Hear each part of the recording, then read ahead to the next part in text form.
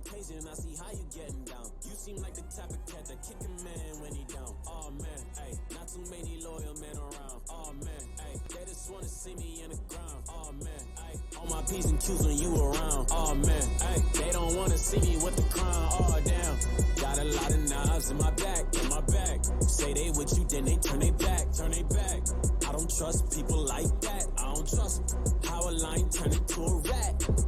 How the love got cold, I don't know. How my friends turn to fold, I don't know. 40 in, it's how it go, What you sick? Yeah, better know it. How the love got cold, I don't know. How my friends turn to fold, I don't know. 40 in, it's how it go, What you sick? Yeah, ayy. Do you got my back when it's popping off? Ayy, see you frontin' like you hard, but you really soft. Ayy, hoping when it hit the fan, you ain't running off. Ayy, I'ma try you by your words, careful how you talk.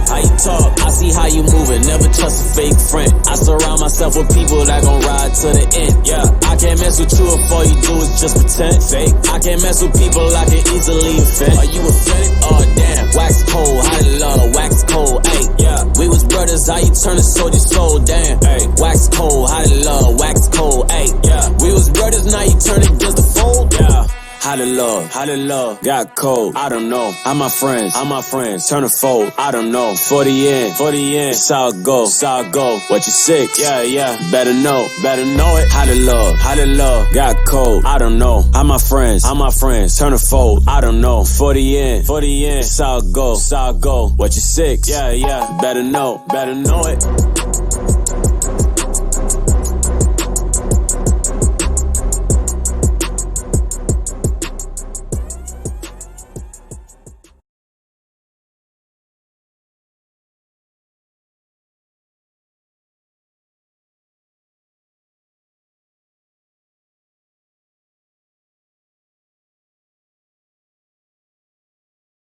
How the love got cold, I don't know. How my friends turn to fold, I don't know. 40 in, What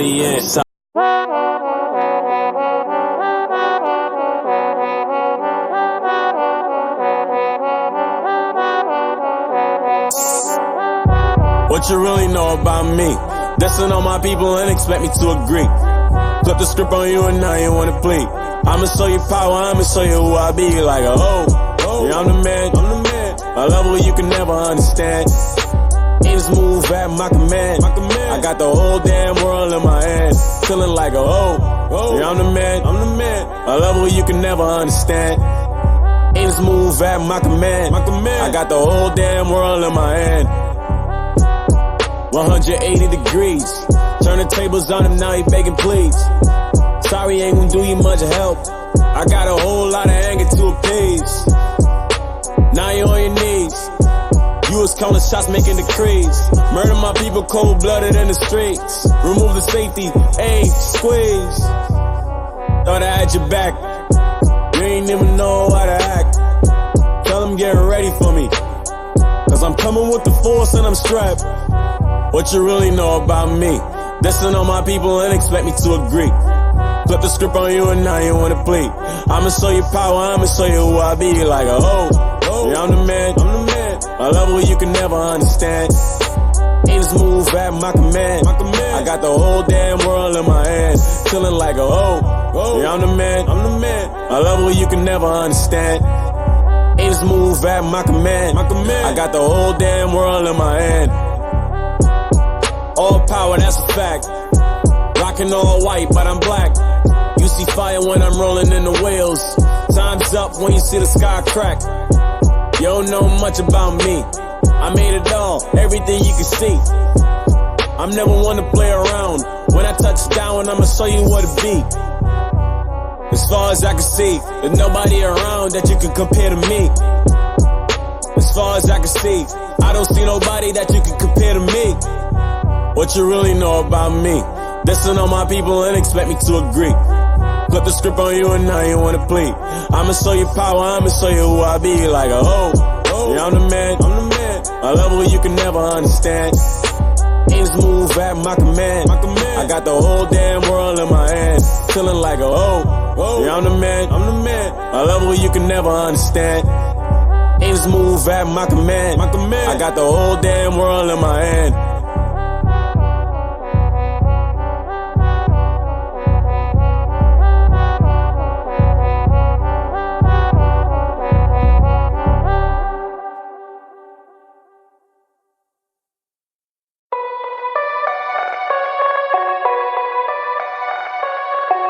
One mind,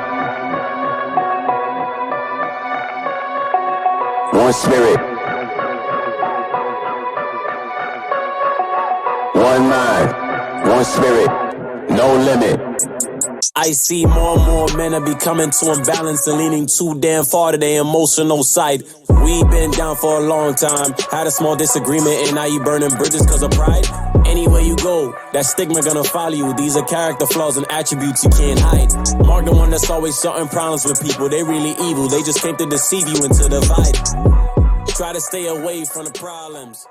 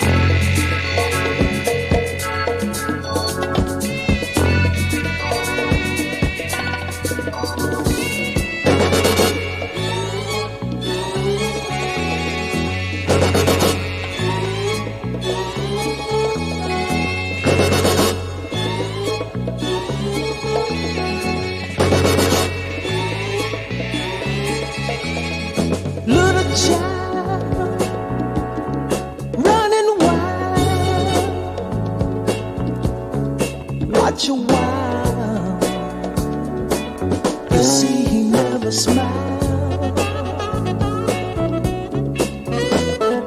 Broken home, father gone, mama tired, so is all alone. Kinda sad,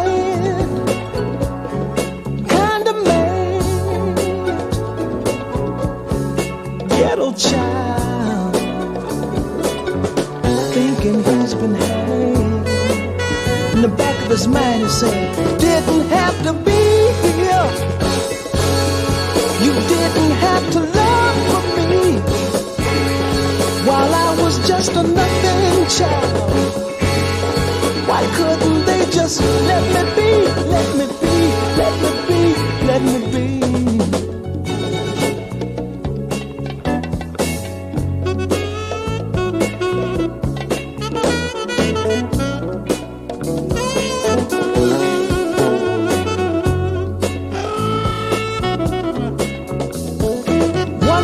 Shack on the alley back. Control, I'm told, from across the track. Where is the mayor who make all things fair? He lives outside our polluted air. And I didn't have to be here. You didn't have to love for me while I was just a nothing child. Why couldn't they just let me be, let me be, let me be, let me be?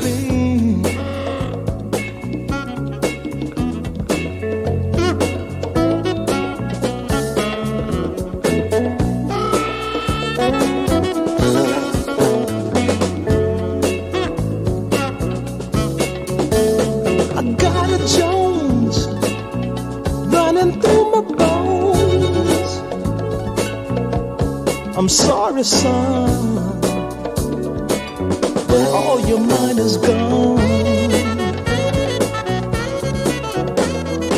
Painful rip in my upper heel.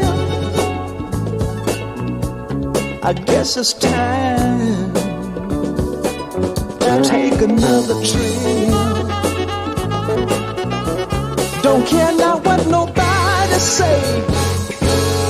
I gotta take the pain away. It's getting worse a day by day, and all my life has been this way. Can't reason with the pressure man. Finance is all that he understands. You junkie mama cried, she know. Would rip her, but I love her so. Love her so.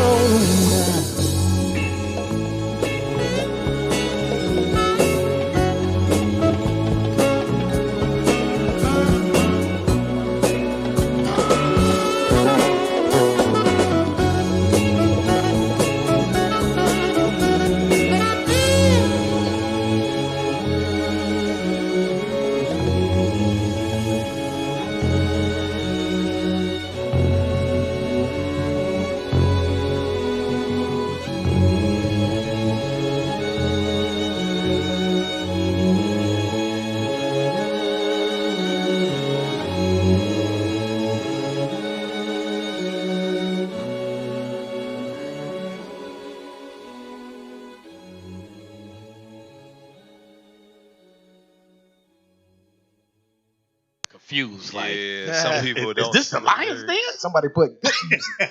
Yeah, that's what we're going with it. Good Showing you the music that we came from to where we are today. Right. Transition. So it's 6 o'clock on Sunday. Yeah. And you're tuned into the Lionz Den radio show. Yes, sir. To my left, Captain Gabosh, Officer Nathaya. Officer Aaron.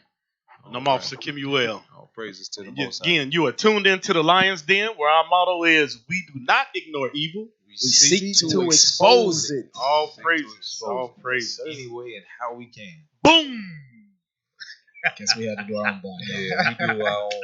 We do our own sound effects. We're getting back Thank into you, it. sir. Yeah, we coming back. Don't worry about it. And we can tell by the comments that you can hear us. Yeah. Right. But can you see us? Can you see and hear us clearly, Israel? And we're also streaming from Facebook. We have also YouTube.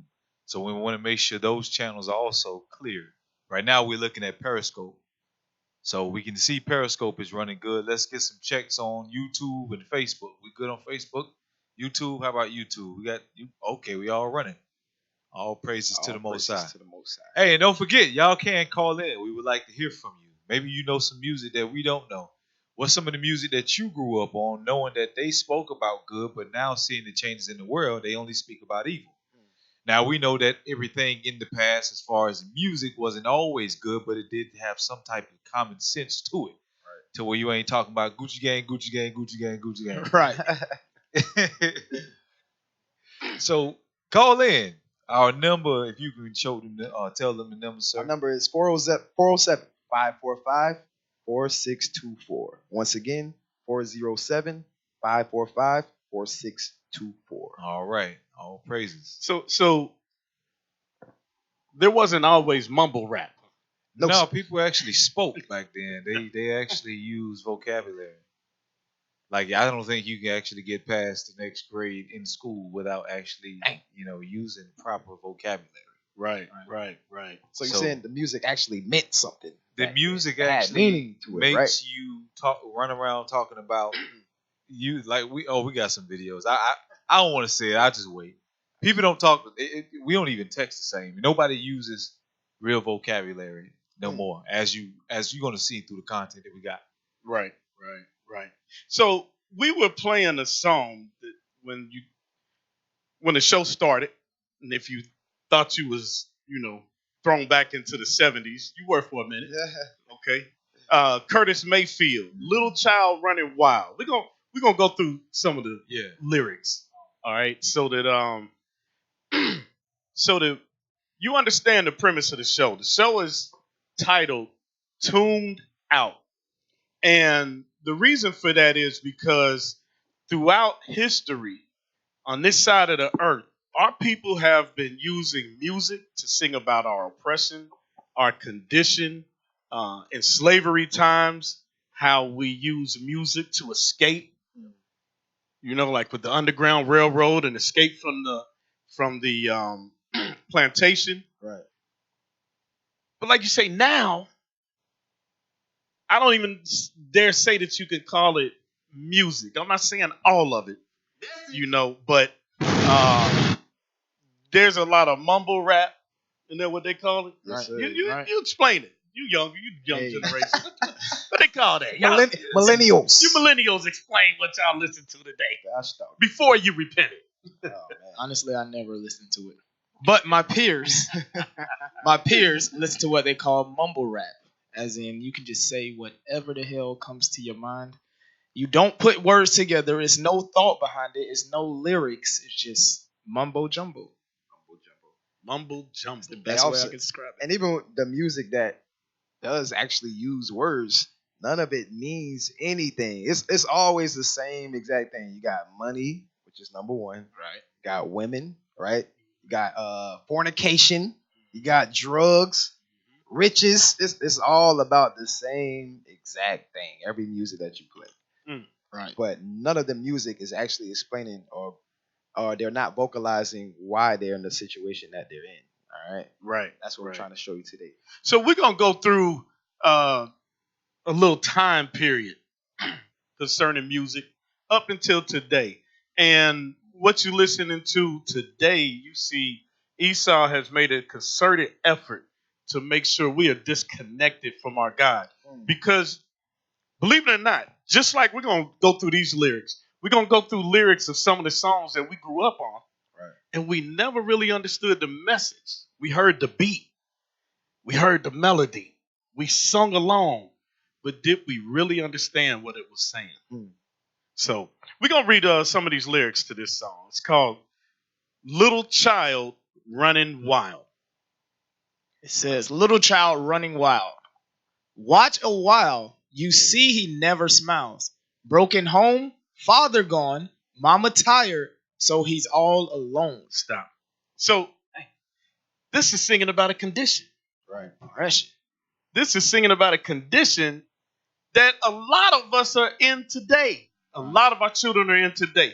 I know when I was young, I was of one of the first generations that they called the latchkey kids. Because my mother had her mother and father in the house.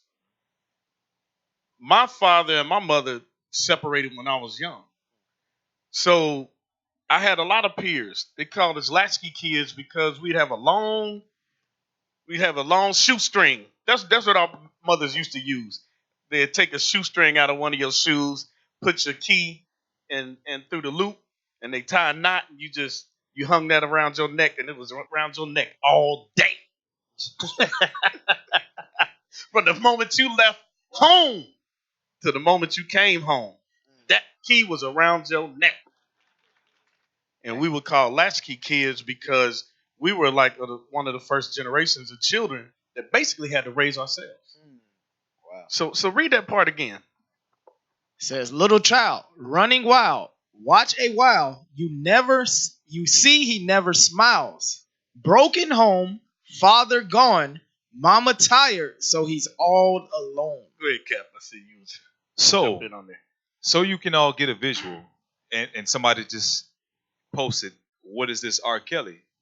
No, now, we didn't even put nothing with R. Kelly yet, but just by the comment, R. Kelly, if you've seen that documentary, it's a lot of things that happened in his childhood which made him into the man that he is today.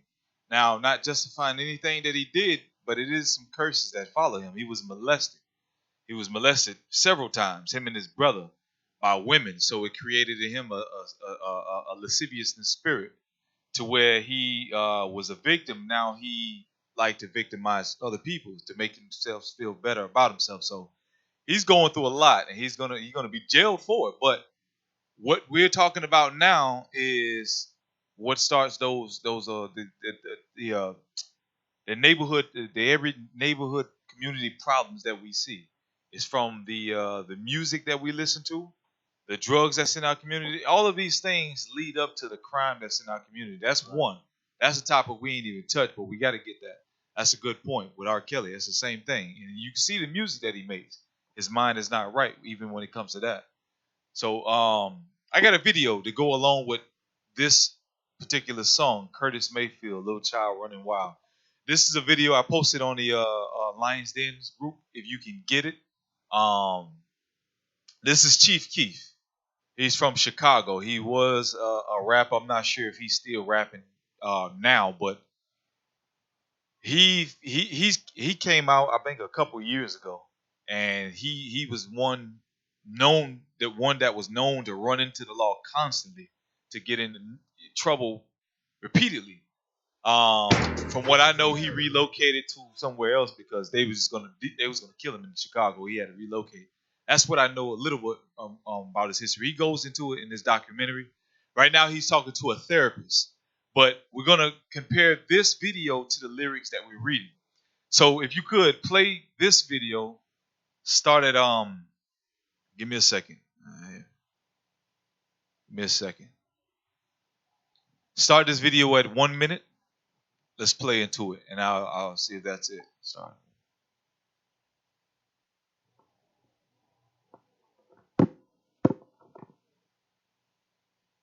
Let's get some volume on it.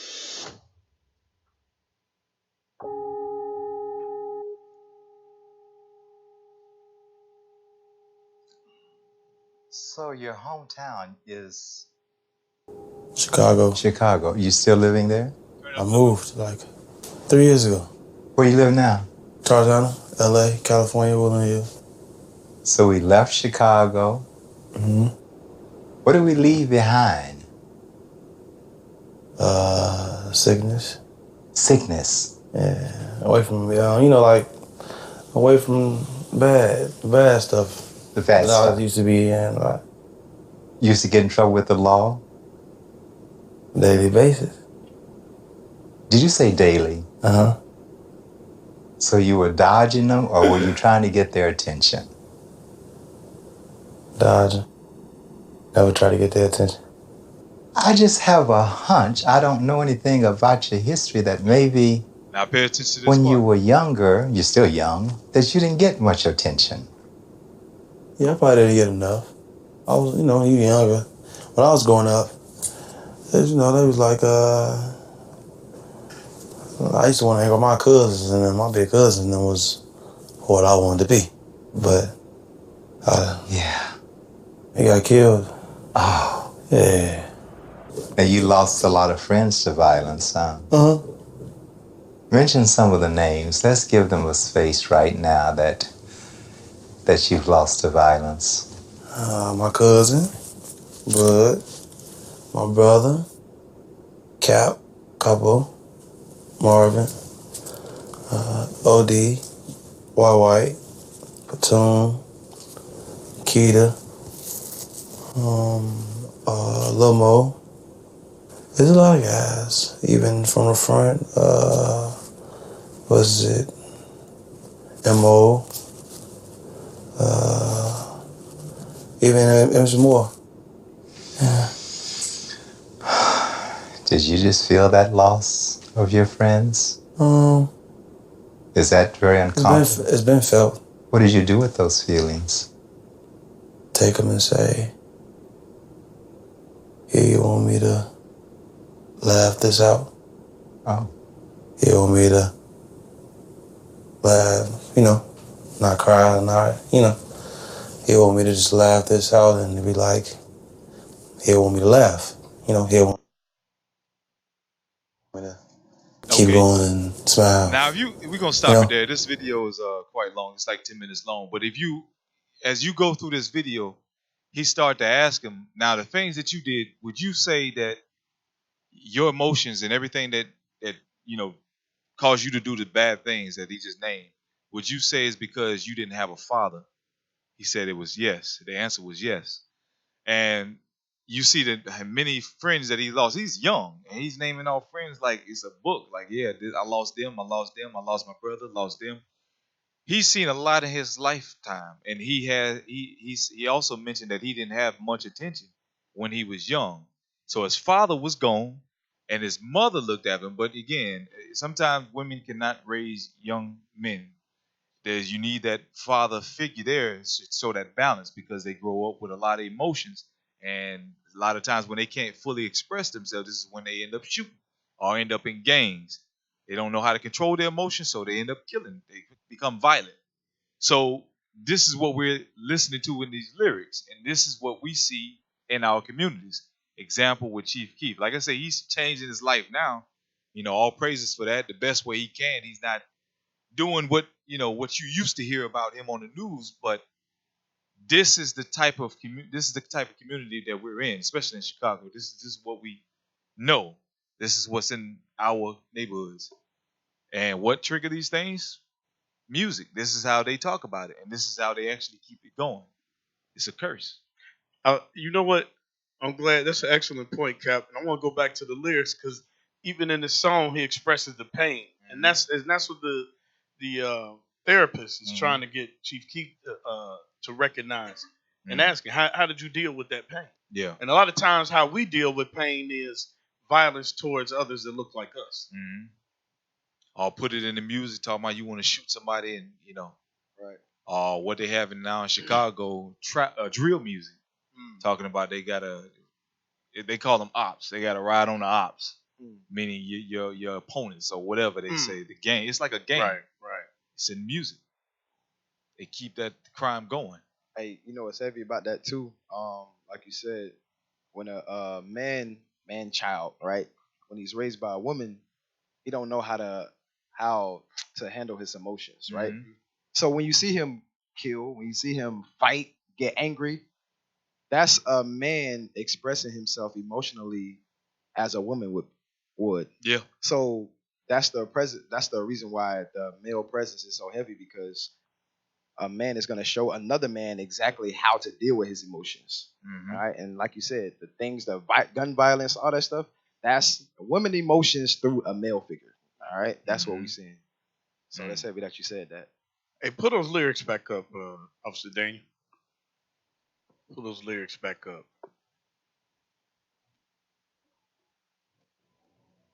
Yeah. All right. Read that and scroll down. I want you to read on down.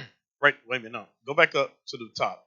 He's just gonna read. Just scroll with him. All right. It says, little child running wild. Watch a while. You see he never smiles. Broken home. Father gone. Mama tired. So he's all alone. Kind of sad. Kind of mad. Ghetto child. Thinking he's been had. In the back of his mind, he's saying, didn't have to be here. You didn't have to love. You didn't have to love for me while I was just a nothing child. Why couldn't they just let me be? Let me be. Let me be. That's that fury that builds up inside of us. He says, why couldn't they just let me be? So looking at this is like broken home, father gone, mama tired. And this is why you see a lot of young men, it's like, go live with your grandma. They push him out to the grandparents. Like, they can't deal with him. So, or, both parents are, either on drugs, whatever the case may be. They got to live with their grandparents. So he said he's all alone. He's kind of sad, kind of mad, ghetto child, thinking he's been had. And then he says, but I can just hear him in the back of his mind saying, why did I have to be here? The regret of even being on earth. So he's now developed a mindset where he don't even care about himself. He don't care about other people. Right. You didn't have to love for me. Like, I don't need nobody to love for me. I only trust myself. Don't trust no man. And that's a coping mechanism that we take on. A defense mechanism, they say. And then you want, everybody's a target. And, I got to get mine. I don't care how nobody else feels as long as me and mine eat. That's the mentality they develop. Right. Go ahead, read on. One room shack. One room shack on the alley back. Control, I'm told, from across the track. Where is the mayor who will make all things fair? He lives outside our polluted air. Now that's a heavy statement. They say across the track. It sounds like they're describing the popcorn. Every ghetto I know is across the track. Wait a minute, scroll back up a little bit. He says, "Where's the mayor?" I want to read that part again. Where's the mayor who will make all things fair? So wait a minute. We believe that though, right? The leaders of the nation is gonna make things better for us. Go ahead. He lives outside our polluted air. Meaning he don't stay where we stay. So he don't understand what's going on in the ghetto. And that's what we say too. A lot of the police that come in our communities, they don't really know what the community is like. They don't deal with us. They don't relate to us. This is why they target us. Right. We say that. Right. Read on. And I didn't have to be here. You didn't have to love for me while I was just a nothing child. Why couldn't they just let me be? Let me be. Let me be. Let me be. I got a Jones running through my bones. I'm sorry, son. All your money's gone. Painful rip in my upper hip. I guess it's time to take another trip. Don't care what nobody say. I got to take the pain anyway. Take the pain away. Scroll up. It's getting worse day by day. And all my life has been this way. You hear that? All my life has been this way. We're going to get into more as the show goes on. Our fathers and our forefathers, they sung about oppression. We've been singing about oppression since we got off the ship. But a lot of times we just heard the music. We just heard the melody. I like that beat. Right. You know, I know you millennials like to sample the old music. but you didn't get the message. You didn't get the message. That's the curses. He's singing about the curses. Okay? All right. So, we're not going to get deep into the scriptures yet because we got a lot more content that's going to throw us right back in here. But we got some current events. We got some current news. Let's pull up the current news. Let's see what's been going on in the world today. All right, you got the video? Yeah, that's it. Yeah, play that one. Bring it out. Campaign trail, though, turning south later this week to South Carolina. And 150-year-old historically black college where all the Democratic candidates and President Trump will be convening to talk about criminal justice reform. President Trump will be giving a keynote address there, making his first official visit to an HBCU tomorrow. This coming on the heels of that widely condemned, racially charged tweet earlier this week comparing impeachment to a lynching. For more on the forum, what to expect from it, what students on campus are hoping to hear from the candidates and President Trump, I'm joined now by Benedict College Student Government Association President Jordan Rice Woodruff. Jordan, it's great to see you. Thanks for joining us. Tell us what you're expecting to hear, what you want to hear from the candidates when they show up on campus. Thank you so much for allowing me to be on your show this evening. Benedict College is highly prepared for President Trump to visit our campus. Our students are excited about getting involved in voting this year. As you can see, my shirt says BC Voice, BC Vote. And that's one thing that we're doing here on Benedict College campus. We're encouraging our students in the surrounding community to get active in voting, to get active in learning about politics, to get active in learning about justice reform. And the Bipartisan has brought a wonderful, wonderful program to Benedict College by allowing us to be the host college of the Bipartisan 2020 Justice Reform program this weekend here at Benedict College. We are extremely excited and we're ready for President Trump to visit our campus because we want to learn more about justice reform and how to successfully be a living American. And Jordan, so many of these candidates have put forward big plans on criminal justice reform. The president, who will be making his first appearance at an HBCU, is also talking a lot about success he's had. He passed, of course, the First Step Act earlier this year, bipartisan bill to make some changes in sentencing and the like. What do you make of his success on criminal justice reform, and how will he be received? We are very thankful for his actions on criminal justice reform, but we are very much prepared as a youth, as a culture, as a body of students. We're prepared to see what else he may have in store for America, but we're also very proud and ready to see what else the other candidates have in store for America, also pertaining to justice reform. Here at Benedict College, we don't encourage students to just go one way with just one candidate. We actually want them to get involved and actively learning about each candidate that's visiting Benedict College when it comes to justice reform and the criminal acts in America. Will you get to ask the president some questions tomorrow? What would you ask him? Unfortunately, we will not be able to ask the president questions tomorrow, but we are going to actually take part in very small group discussions around campus and here everywhere around Columbia, South Carolina. One question that I would definitely ask President Trump with coming to Benedict Colleges, how can we come together as a unit, as a body, as citizens of America to reform justice, to make sure that justice is served equally on every end, on every corner, at every institution. Justice in America has... So, you notice that it's election time again, right?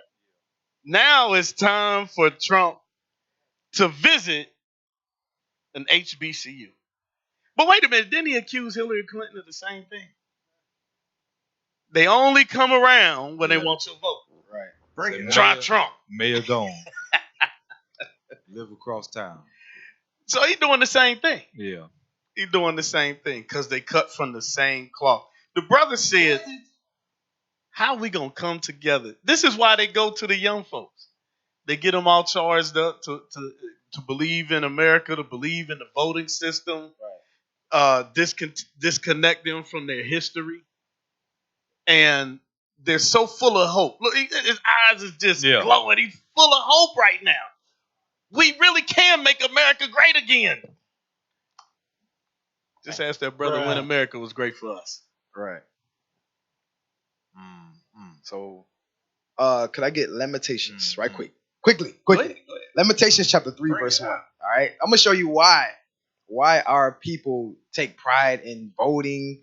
They take pride in doing these marches is because we still are understand that we're in oppression and we're trying to find a way out. All right. But what we don't understand is that we keep following the same things over and over again and nothing ever turns out good. All right. Lamentations 3, verse 1. The book of Lamentations, chapter 3 and verse 1. I am the man that have seen affliction by the rod of his wrath. Right. So we are the people, the blacks, Hispanics, and Native Americans. That's why he's going to the HBCU, because he knows those are the people that are being afflicted. So those are the people that's looking for a way out. Yeah. So you know what? Vote Trump. What else you got to lose? That's what he said a couple years ago, right? What else you got to lose, right? Read on. He have led me and brought me into darkness, but not into light. Right, read on. Surely against me is he turned. Right, surely against the nation of Israel is the Most High turned, right? He's against us at this point because we broke his commandments. Now, jump to verse 8. Verse 8 and 9 is what I want. Verse 8. Also, when I cry and shout, he shutteth out my prayer. Right, so at this time point, the Most High is not hearing our prayers. He's not delivering us from the captives, the ones that put us into captivity. He's not going to deliver us from the oppression that we're in until we come back the way he wants us to come back, right? Verse 9 is the point. He have enclosed my eyes with hewn stone. Read it one more time. He have enclosed my ways with hewn stone. It says the Most High has enclosed our ways. What are our ways? Politics. Politics is one of the ways that we try to get out of this oppression, the captivity that God put us in.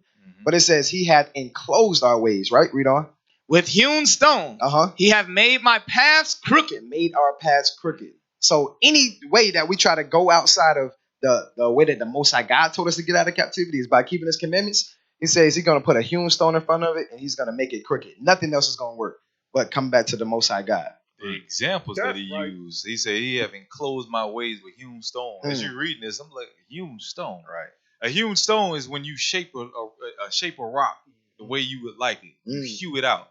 So he says, he angled this rock in your way so you can't even go around it. He fixed it just right. So there's no way around it. Right. No matter what you try to do. The Most High is no joke. This is why nothing ever worked. Nothing. outside of him is going to work. Exactly. Nothing outside of the Most High is going to work. Right. Wow. One day we're gonna get it. Right. One day we're gonna get it. Right. We're gonna understand that this nation ain't for us. But I get it. We all living for hope. We want hope. So I mean, you can always these presidents are gonna always go to a broken people because if you push hope, we're gonna vote. We're gonna go for it. We need it. We ain't got nothing else. Right. We're gonna go for it. And you notice the moderator said, "What would you ask Trump if you got an opportunity to?" Well, we ain't gonna have no opportunity to ask him. Right. We ain't gonna have no opportunity. So Trump was quoted as saying that this impeachment that the Democrats are trying to impeach Trump, he compared it to a lynching. Right? He's not the first one to do something like that. And it shows how America, how Babylon, how Esau speaks proudly about our oppressor, like we read in Psalms. We got a video of one of the lawmakers that was kind of pissed off. He was kind of pissed off at the comments that Trump made. You got that video? All right. Yeah, play it from the beginning. With one of our darkest moments in American history. You at the end. Yeah, go back to the beginning of that video. Wall in Colorado.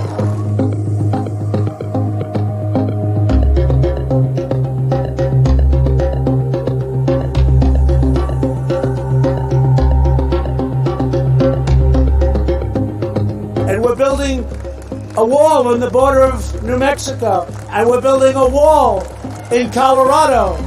We're building a beautiful wall, a big one that really works, that you can't get over, you can't get under.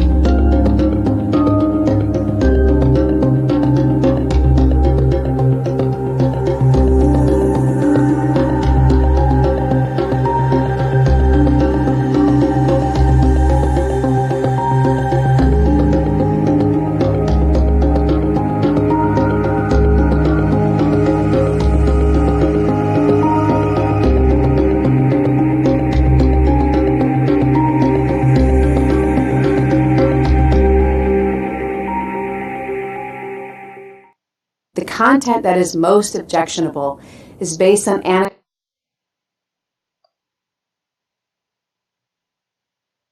There was another video that he that one finished out, correct? Okay, there was another video that followed behind it. This was a sister that was shot and killed in Texas.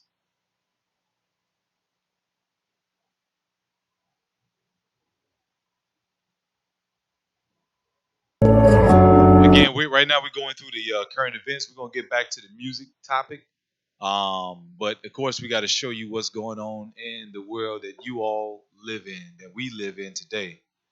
And it's just right here. This thing doesn't stop. Okay, this is the sister that was shot and killed by a police officer in her home. This is the second one. Go ahead.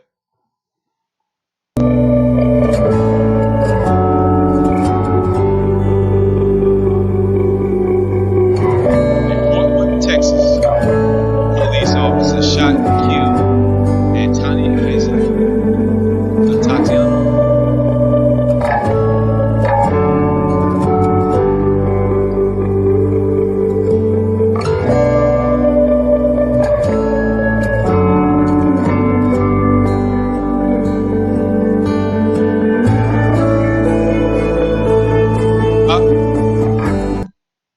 Okay, it says, but is not recorded identifying himself as a police officer. So he came in the house and then it didn't identify himself as a police officer. So you can imagine, this is my first time actually seeing this article. So you can imagine somebody coming in your house, not identifying themselves. You think they're an intruder. So she acted. Right. I'm pretty sure she got up in self-defense mode, trying to protect her house. But let's see where this thing goes. That's crazy because you're starting to see this more often. It's not going to stop. It's like the Most High, he's constantly trying to show us, like, he's constantly showing us what we have already seen before that was experienced by our forefathers. They're taking us out just like the Egyptians did. They're afflicting us on every side. You know, just like during the time of Christ, when Herod tried to kill all the firstborn, the babies in Jerusalem because he knew Christ was born around that time. Different situations, but it's the same thing happened. Most High's people dying by the hands of other nations. Hey, Cap. Based on the situation, can I get a scripture? You got something? Micah chapter 2, verse 10. Bring it out. Because it says she was killed in her home, right? Killed in her home. Now, when we go home, I know for myself and a lot of our people, that's a place of shelter, right? It's supposed to be right? Or where you feel comfortable and safe, right? That's the place that you would be at ease, you would be at rest, right? So you wouldn't think nothing at all of somebody coming into your home and being killed in your own home. You would think, okay, if I go outside, I would have to worry about that. But let's see what the Bible says. Micah chapter 2, verse 10, please. The book of Micah, chapter 2 and verse 10. Arise ye and depart, for this is not your rest. It says, this is not your rest. So just like you said, on every side, right? No matter where we go, even in our own homes, the Bible says this is not our rest. All right, go ahead. Because it is polluted. Because it is polluted.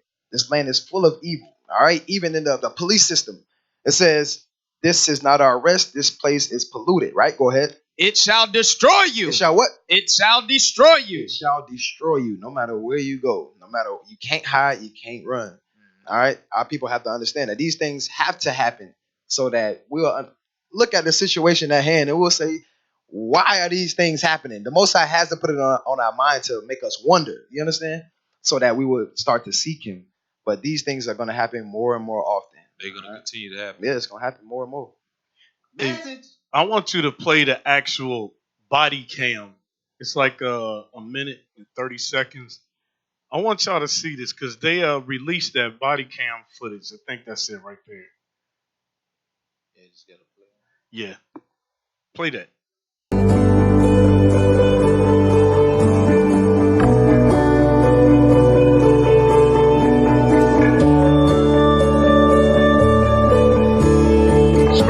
Wait a minute, scroll down. See if that's not it. That's not the one.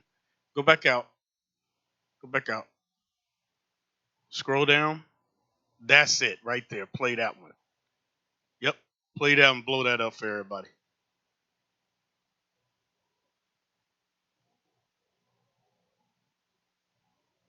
No, I don't think there's any sound.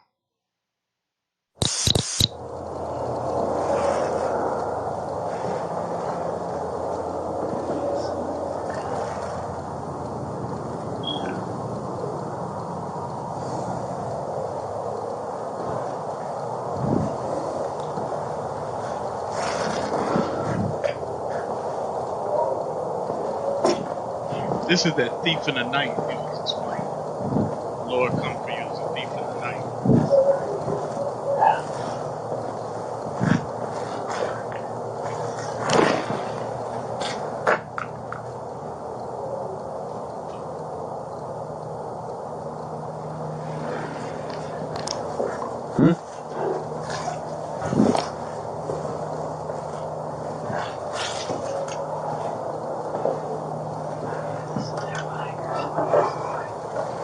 The gate was locked. The gate was closed.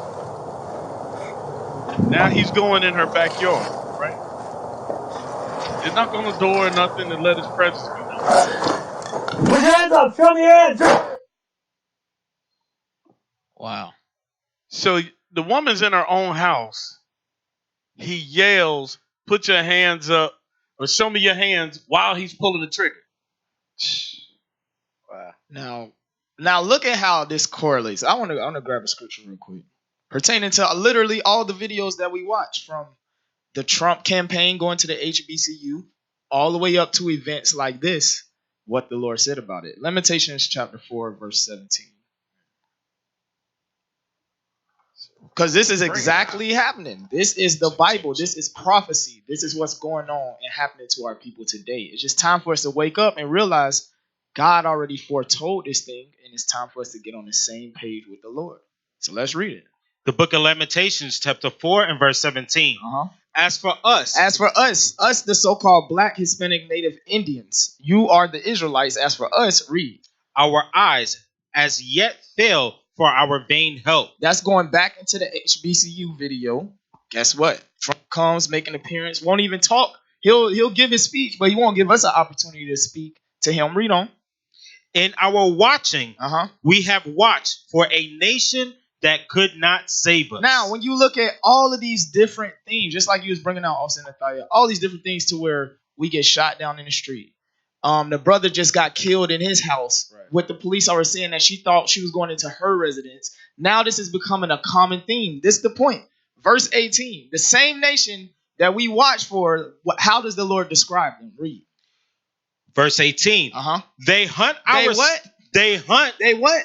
They hunt. They hunt. That's what this officer was just doing. He's walking around the house. You think he's going there? Remember, police are supposed to be public servants. Right. But he's not going there to be a public servant. He's going there to be a hunter. He's walking around the house. He never made his presence known. He wants to catch the sister or whoever in that house in a situation where they react, and guess what he can do?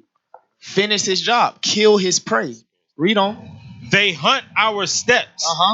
That we cannot go in our streets. Our end is near. And that's a lot of us individually. Our end is near because what happens? They put us to death. Read. Our days are fulfilled. For our end is come. And that's what's happening to our people today. A lot of us are perishing through the Esau, the so-called white man, killing us over and over perpetually. It's getting out of hand. And it's only going to get worse. So it's time for us to wake up as a people and realize this is Bible prophecy. This is why this is happening to us, because we have broke God's commandments. Yeah, you know what? And the thing with Esau, Esau, where he thinks that everything is his, right?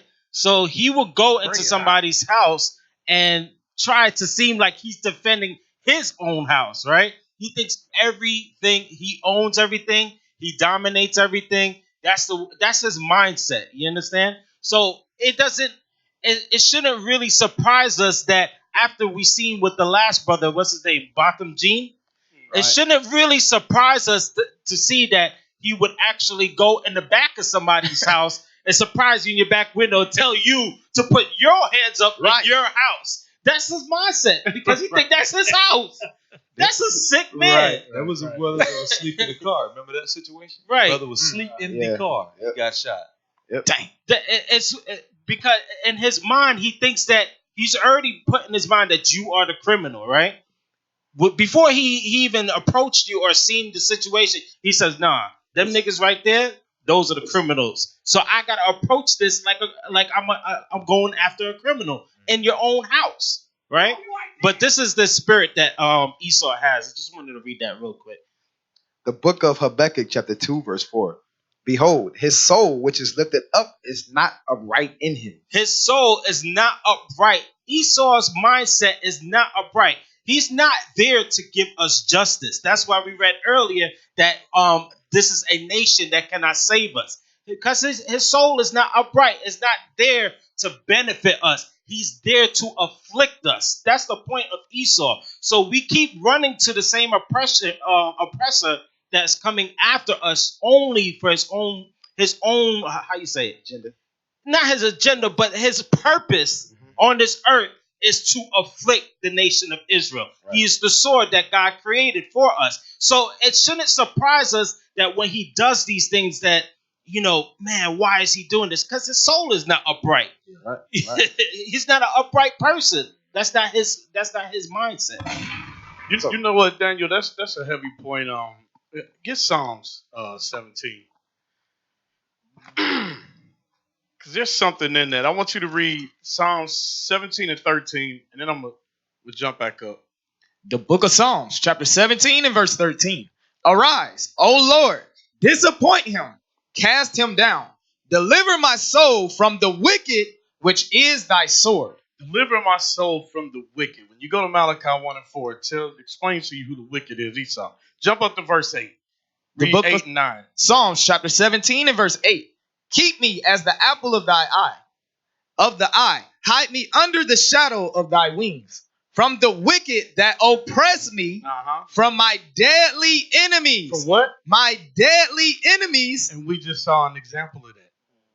My deadly enemies. Go ahead. Who compass me about. And he compassed her about. He snuck all the way around the house. Right. Could have knocked on the door. Let her know.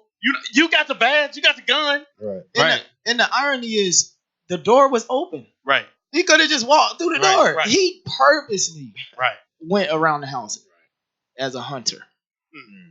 On our steps. All right, so I want to go back because we missed that video. I said that there was one of the lawmakers was speaking about Trump's impeachment statement. We missed that. Yeah, go ahead and play that right quick. How dare the president compare lynching to impeachment?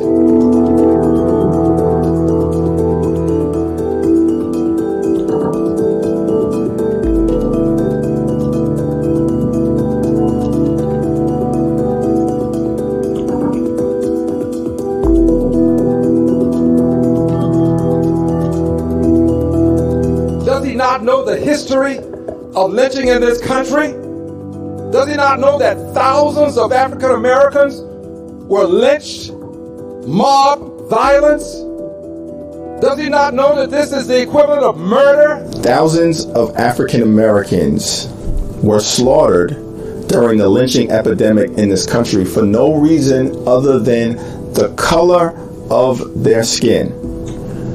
The president should not compare a constitutionally mandated impeachment inquiry to such a dangerous and dark chapter of American history.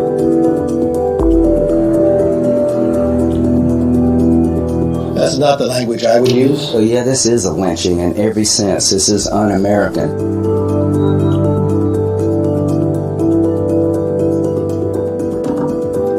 I want you to pause there for a minute.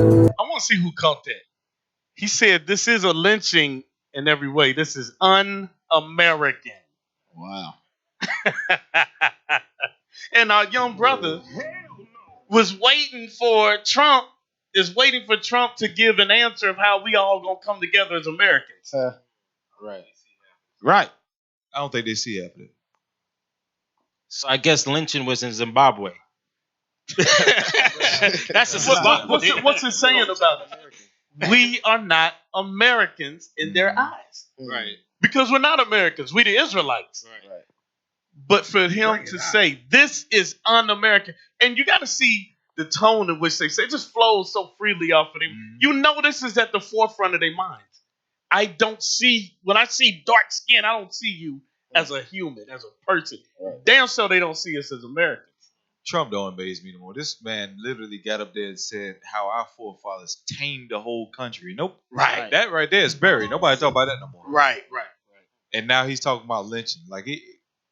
I wouldn't be surprised if he just came straight out and said what he want to say. He does. That's just come out and say it. Black people, we want to put y'all in slavery. It's coming. That's what I meant when I said America. Yeah. That's what I said. But remember the what was her name? The Edomite was it Barbara Streisand? Was that? Remember she said something about women are the niggers of America, or something like that. That's Yoko Ono and John Lennon. Right. He made that song. Yeah, like black people, we women are the niggers of the world. Of the world, or something like that. And it's crazy that they know who the oppressed is, but they won't assist in our oppression. Like we talked about earlier, that's not their position on it. So, but they love to always reference you want to be like them. Like you don't want to be like them. You understand? They always make sure they draw that line. Like this is y'all and this is us. Right. The only time they make a comparison between us and them is if they're going through something. Right. So just like you said, the women feel like they weren't getting equal rights. The impeachment President Trump feel like he being questioned, right? So now he feel like, bring it out. Dang, I'm going through the same thing y'all going through. It's bad for me now. That's the only time that they make a comparison. They actually show you how bad the oppression that we went through was. Right. They don't ever acknowledge it other than that. They did the same thing with the LGBT movement. Them trying to get rights is like the Black Civil Rights Movement. They said right. That's what it's civil rights. They said it's like civil rights. Yeah. But the thing is that when a person walks in the room, you can't tell what they like sexually. When a person walks in the room, you can tell what color they are. Right. But they still try to make that comparison. Right. And then we let them off the hook by allowing them to make that comparison. Right. Hell no. We not only we let them off the hook, we join them. You're right. We join them. You know what? I kind of see where you come from. Let's put all our eggs in one basket. That's what happened. Well, let's work together on this. The feminist movement, right? Like you said, a white woman wanted to get her rights. You know what? Black woman, y'all don't got rights either. Join us. Right. We did the same exact thing. All lives and they have nothing to do with all that. lives matter. Right. Yeah. Right. Crazy. All right, so we're gonna take a quick commercial break, and then we're gonna come back and we're gonna get into the content. All right. So you are tuned into the Lionz Den. You can call us 407-545-4624. All right, 407-545-4624. Stay tuned.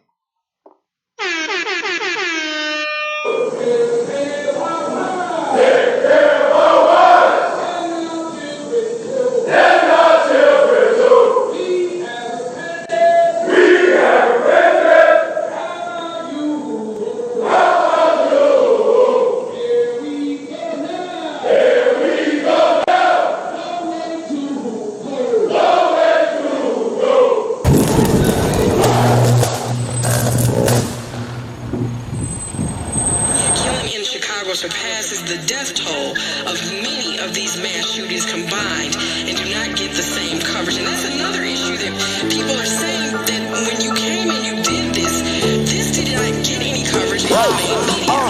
Yeah, it's a blackout when them blacks out. And we ain't even bring the max out. Every hood, every street are getting packed out. All across the world, we the ones they ask about. It's a blackout. It won't be televised. It's a blackout. I turn to every channel, I ain't seen nothing. It's a blackout. But it's all good though. We know what that's now. They trying to hit us with a blackout. We threw a viral with a spiral. Though he's playing, now we fighting fire with the fire. The dragon raw, cause we causing all this racket. But we in different brackets, cause every march is madness. I see it, guys, but I ain't see a thing on CNN. And CHI might be something they never see again. Fake news being fake, man. The streets, we made it quake. The army exceeding great, man. You should have seen they face. It's a blackout. Woo! Yeah, it's a blackout when them blacks out. And we ain't even bring the max out. Every hood, every street are getting packed out. All across the world, we the ones they ask about. It's a blackout. It won't be televised. It's a blackout. They tell us it's a blackout. But right before we know what that's about. They tryna hit us with the blackout. It won't be televised. It's a blackout. They tell us it's a blackout. But right before we know what that's about. They tryna hit us with the blackout. It's a blackout. Tell me what is that about? Maybe if we set up shop in the trap house, or maybe if we flexed on them with them racks out, would've got the coverage like we ran a route. Fox was fly, CBS closed they eye. We can't be hid with this tower up in the sky. Not built on sand, not built by man. No marching band, no Drake. This is really God's plan. It's a blackout. Yeah. Woo! Yeah, it's a blackout when them blacks out. And we ain't even bring the max out. Every hood, every street are getting packed out.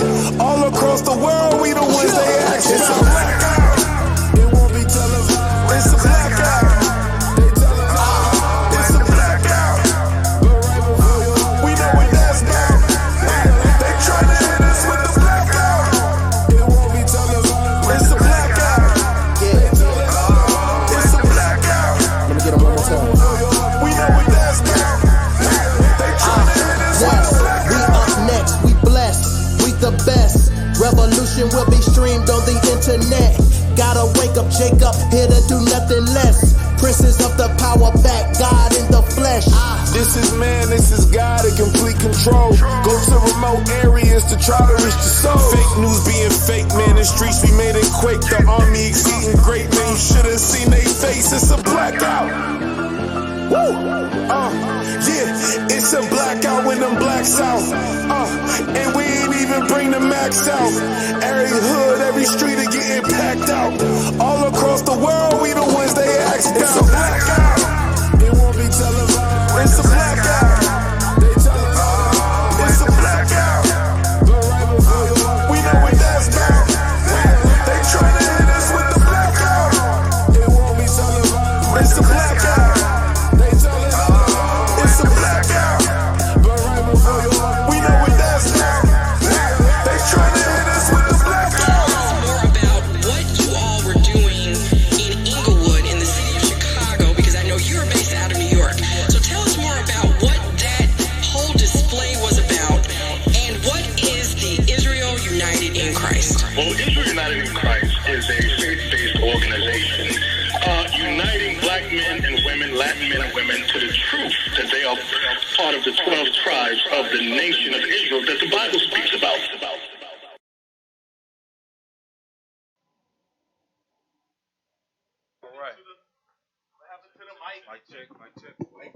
Check. Somebody give me a mic. We back. Somebody give me a mic. It's green, but ain't nothing coming out. Soldier Iuic. All right. So we back.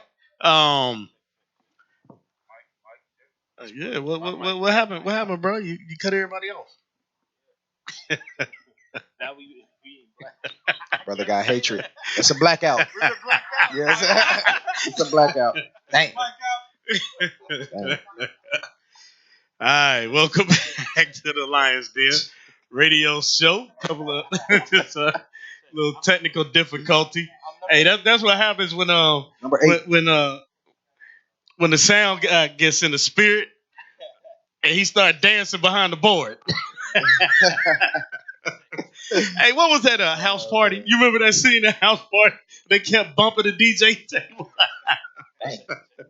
That's what the sound guy over there doing. All right, come on, get it together, brother. We got excited. That's all. We gonna be sharing one mic. Check. All right, my check. It's been a mic out on the mic. Now we back. Yeah, we had a mic out. Now we back. All right, hey, can we get that other mic? And the show called Tuned Out, ain't it? It is called Tuned Out. This is an appropriate date for that. Right. Make an exception for today. That was 12 with the blackout from Atlanta. Brothers from Atlanta put that video together. Right. The music. All praise Fire. to the Most High. Right. Positive message. Right. Israel. Israelite music. All right, so now let's jump back into the content of the show. We're gonna go back. We're gonna go back a little bit in the Jim Crow era. Nina Simone. And before we get there, let's get Psalms 137. Let's get Psalms 137.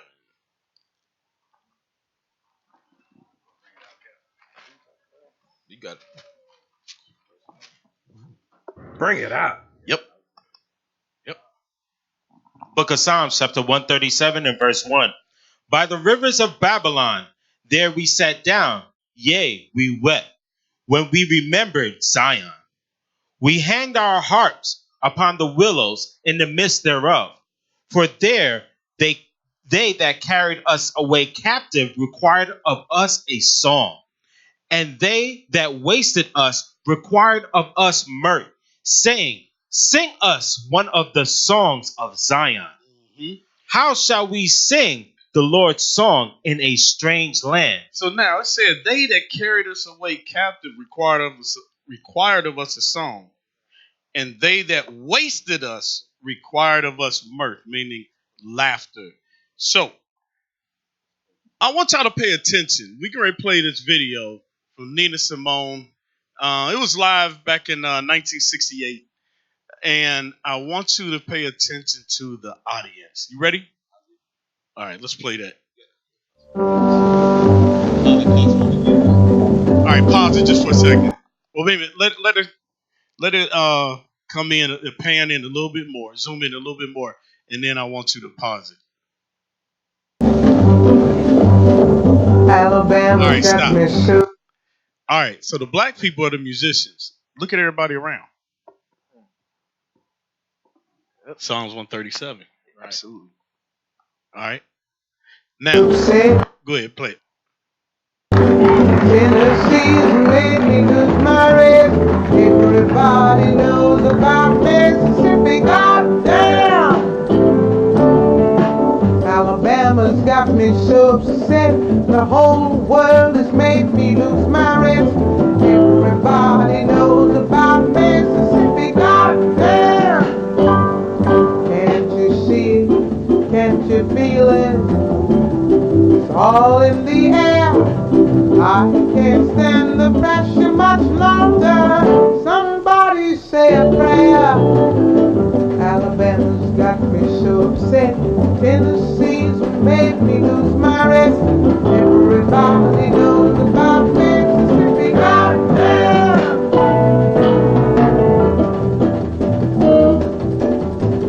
Hound dogs on my trail.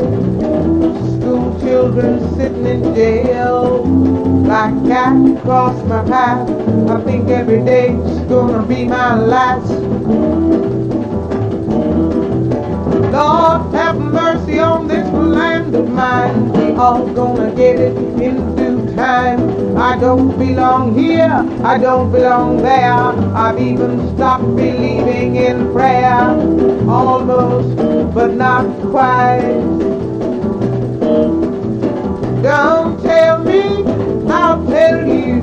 Me and my people just about do. I've been there, so I know. They keep on saying, go slow. Well, that's just the trouble. Too slow. Desegregation. Too slow. Mass participation. Too slow. Unification. Too slow. Do things gradually. Too slow. Will bring more tragedy. Too slow. Why don't you see it? Why don't you feel it? I don't know. I don't know. You don't have to live next to me, love.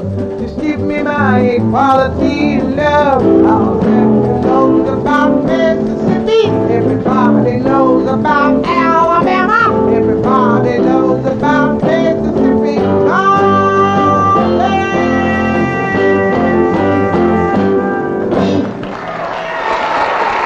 So go ahead and put the lyrics up. I know they ain't catch all of that meat that was in there from hearing that just that one time. Hey, you know what, Officer Kemiwa? I just realized something watching that with all the Edomites there watching. Oh, nothing but Edomites except for the band. I don't know. I'm gonna say it anyway, and whatever y'all want to say about it. But it's something that we have in our oppression, right? That we sing from an emotional place, from a real place, from I'm trying to use the right words, but the other nations can't relate to that, so they look at us like, wow, where is this coming from? Where is this passion coming from? What we bring out into our music. So that's what, like you said, sing us one of those songs from Zion, right?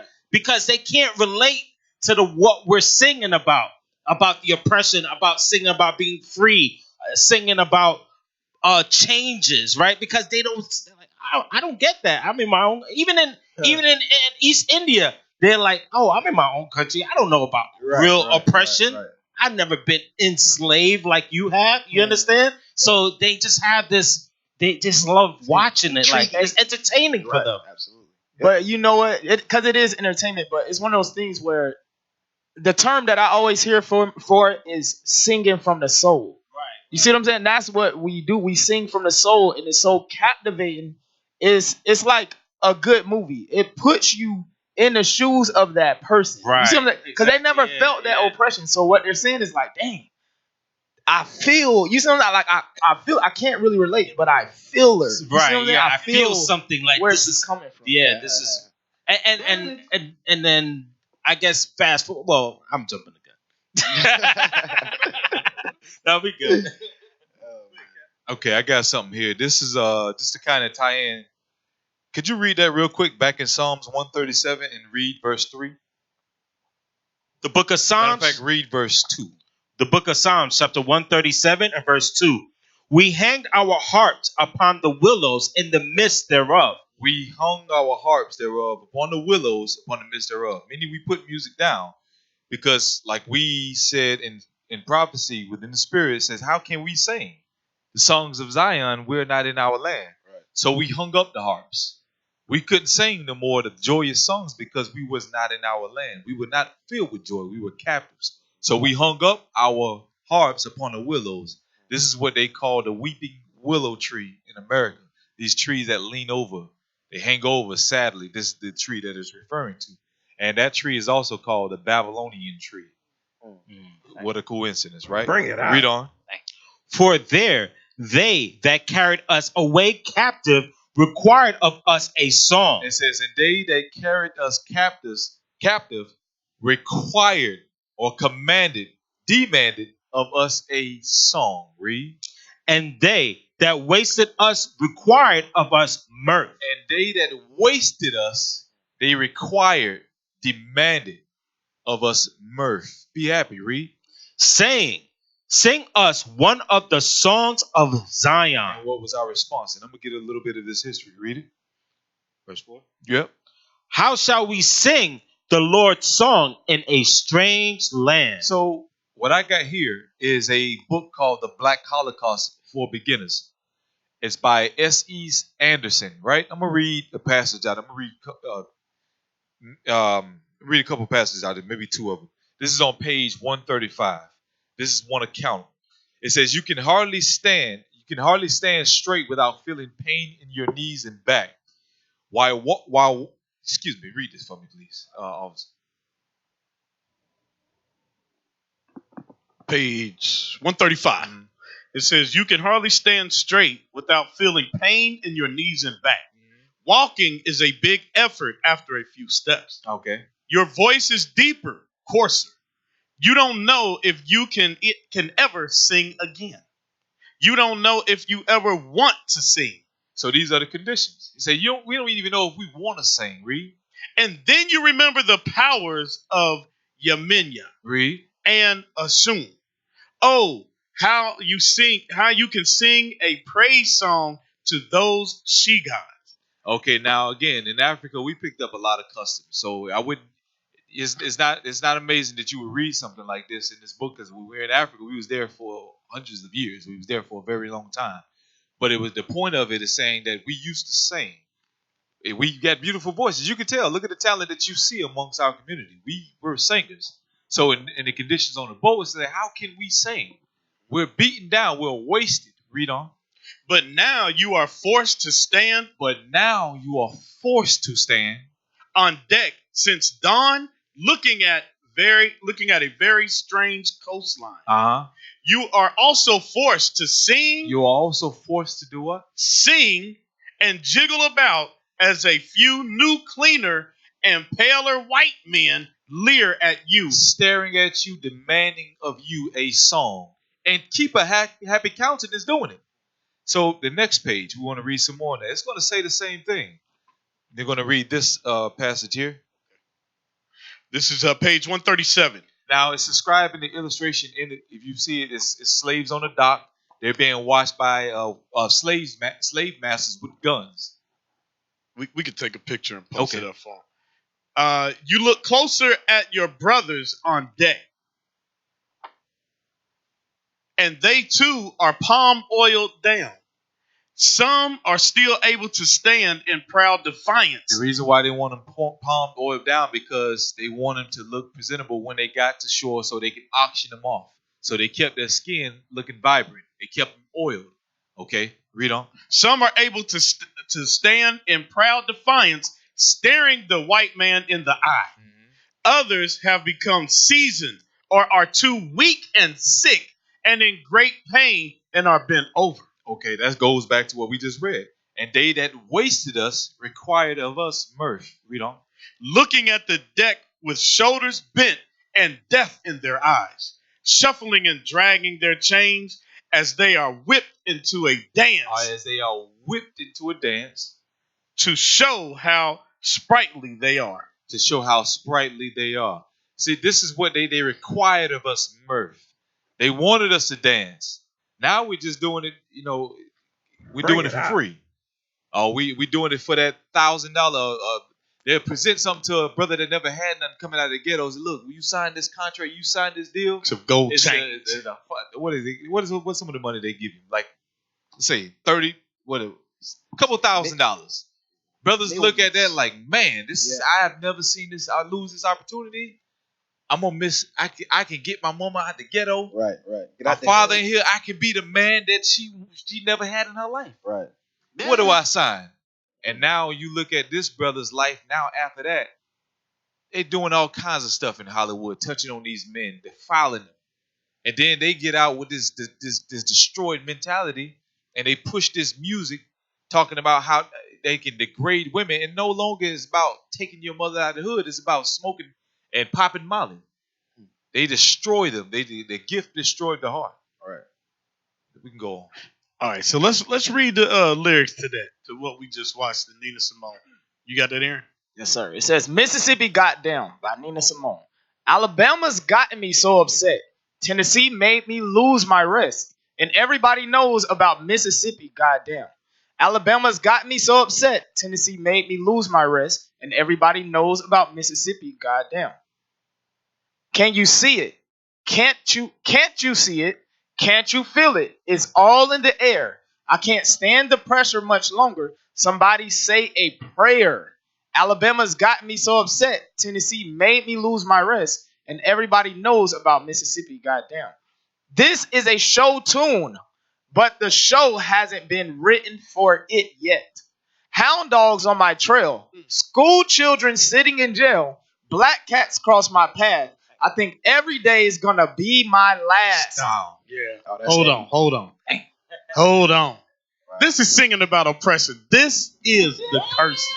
Right. But when you listen to the tone of the music, it seems like a happy go lucky song. Right. And I don't know if you ever seen it was a documentary with Nina Simone, how she sang so hard one time that her voice changed. You know what I'm saying? So she all her songs, about the Strange Fruit. Yeah. Mm-hmm. And songs, she always had songs like that, but I guess she just mastered over this, happy-go-lucky beat, and people are like, wow, this is so interesting. That goes into what you just said, though, about they required, they commanded. They not gonna have us singing about our oppression in a sad way. Right. They're exerting their power and their influence over us. Just like if you on your job, why you smile? I know you've had people Edomite stuff. Smile. What's going on? Right. Smile. Right. Look, at least you're still on this side of the dirt. You know what I mean? They'll say something like that to you because they want you any little thing. Be happy. It could be worse. You got a job. This is what they do. They don't want you to. And look at what she's saying though. What you said is exactly right, because look at what she's saying. She's saying, "Can't you feel it in the air? We so oppressed. Can't you feel it in the air? I know your life good, but you don't even have no sorrow for the things that you're doing and that your forefathers have done to my forefathers." That's why I said, "Can't you feel it in the air?" But they can't comprehend it. No, they can't, because like Officer Daniel brought out earlier, the spirit in them is not upright. They don't care. It's borderline mockery in a way. It's like everybody, they all looking at you, and even if you see some of our brothers out there, sisters out there today, when they speak, there'll be a bunch of Edomites there watching and listening, and they're like, "Wow, look, she's so smart and articulate." Like it's almost mockery for them because they're like, "We got you. We still got you captive." You know. And you know what's amazing too? A lot of these songs were used as a means of communication between each other. Yeah. Because, like you said, they can't relate to it. So to them, they just hear the song, "Oh, it's wow, it sounds amazing," right? But to us, we were speaking to each other and we were telling each other about our situation. That's why in a point of her song, I think we're going to get to, she mentioned unification. during that time period, you had a lot of our brothers and sisters actually coming together at that time because of oppression. And the same thing in the time of slavery, we had songs that we would sing that so that the slave master wouldn't understand, but we was able to communicate with each other because we couldn't just say it out in the open like that. So when you read these lyrics, sometimes it was a message to each other. I'm looking at one of the lyrics in this song, or the first chorus. It talks about, it says, "Hound dogs on my trail." It says school children sitting in jail. That's what we call today the school to prison pipeline. Hound dogs on my trail. This is when at that time a lot of slaves used to run. The slave master would track them with hound dogs. So meaning there's no escaping this situation. Hound dogs on my trail. School children sitting in jail. Black cats cross my path. Black cat cross my path resembles what they call today bad luck. If a black cat crosses you, that means bad luck. So she's speaking of a curse. Black cat crossed my path thinking every day is going to be my last. So it's an everyday affliction. Hound dogs on my trail. This is a curse that I cannot escape. So going back to what we read in Deuteronomy, let's get that real quick. Deuteronomy 28. Let's read verse 65. Let's read 65. Sir. Deuteronomy 28, verse 65. And among these nations shalt thou find no ease, neither shall the sole of thy foot have rest. Okay, read on. But the Lord shall give thee there a trembling heart, and failing of eyes, and sorrow of mind. And thy life shall hang in doubt before thee. This is why she said, Alabama has gotten me upset, and Tennessee has made me lose my rest.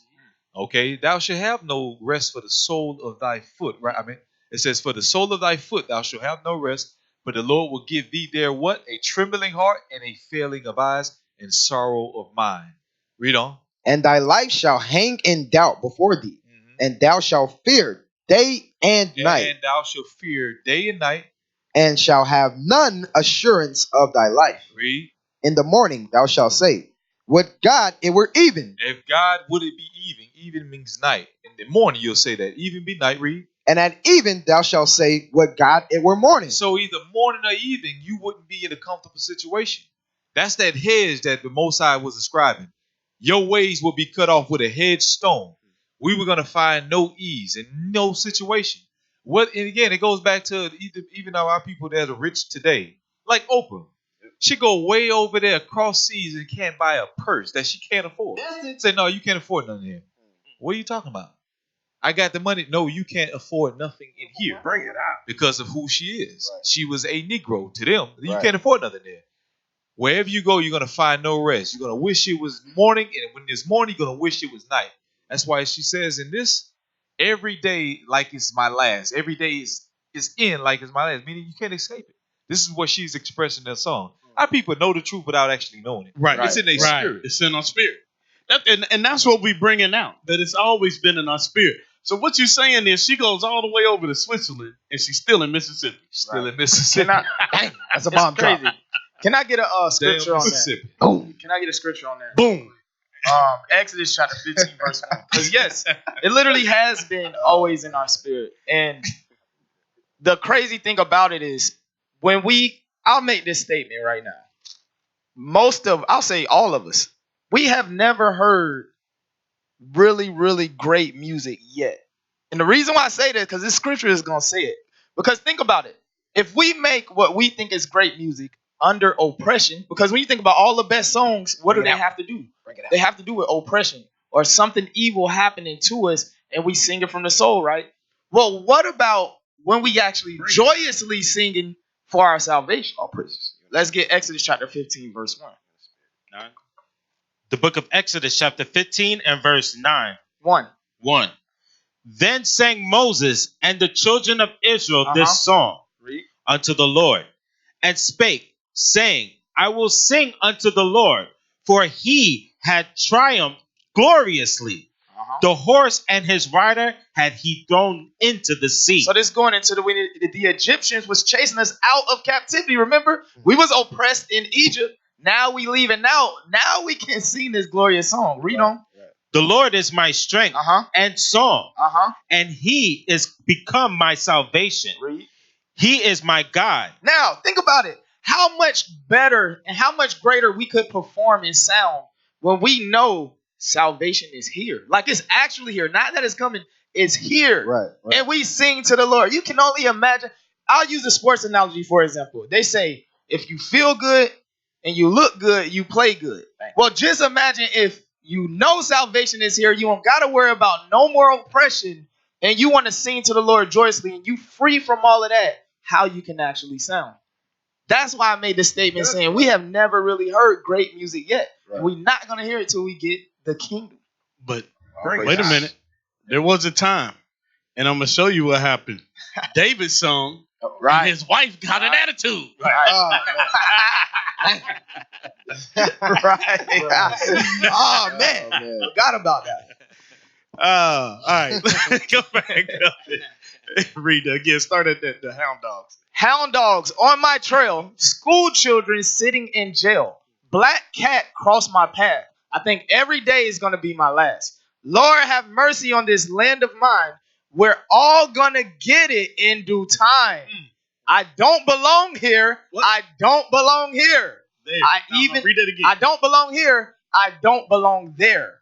I even stopped believing in prayer. That's how serious this depression can grip us here in the land of our captivity. It drove us from our faith. It weakened our faith in her situation. And a lot, let me tell you, not just her situation. A lot of us in our communities stop believing because we think that, you know what? That's the white man's book. Mm-hmm. The Bible don't tell me why I'm going through this. Right. Why would God allow me to go through this? Right. You tell me that God did this to my family and did this and this. Why He allowed this to happen? We start to question the Most High. But if we actually open it and we saw the curses in it, then we'll understand that, okay, this is why the sword is here. This is why death is in our community. This is why the Most High is bringing these things. And if we did the opposite, He'll bless us. Right. He said, if you go against my commandments, I am going to curse you. You do good, I'm going to bless you. We brought this upon ourselves. Everything that we showed earlier with the police officer not identifying himself, brother getting shot, the lady walking into the wrong apartment. You know, we can change all of that. We can stop all of that if we apply God's commandments. All right. We're gonna continually start to see these camera videos of people getting shot. If we don't change our community, if we don't change the way we are, we'll never fix our situation. We'll never change it. The Most High's people had to change in order for them to be heard when they was in Egypt. That's what happened. We have to change in with it. And until we do that, we're gonna stay in this affliction. Okay, so now, no, that's not the video I want. Go to what happened to black music. Get that next video. What happened to black music? You on the Lionz Den? You on the radio? Yeah. I was gonna say, why are you pulling out the video? On the lyrics, she said, "Do you know?" She said, "Lord, have mercy on my land. I don't belong here. I don't belong there." So what she's saying is that she's saying that America is supposed to be her land also, but she don't realize that's not her land. That's why she's rejected here and over there, right? Mississippi Tennessee? In Tennessee. So no matter where she goes, she's always she's not belong. She doesn't feel like she doesn't belong. You know what I'm saying? And that's part of the curses. Because we don't have our own land. We don't have our own place. Everywhere is Mississippi. Everywhere is Mississippi. All right, let's play that. So we got another video. This one is what happened to black music. You got the timestamps on there? All right, let's go let that roll. What black entertainment was called before BET came around? It was just called entertainment, which brings up the next question. When did this music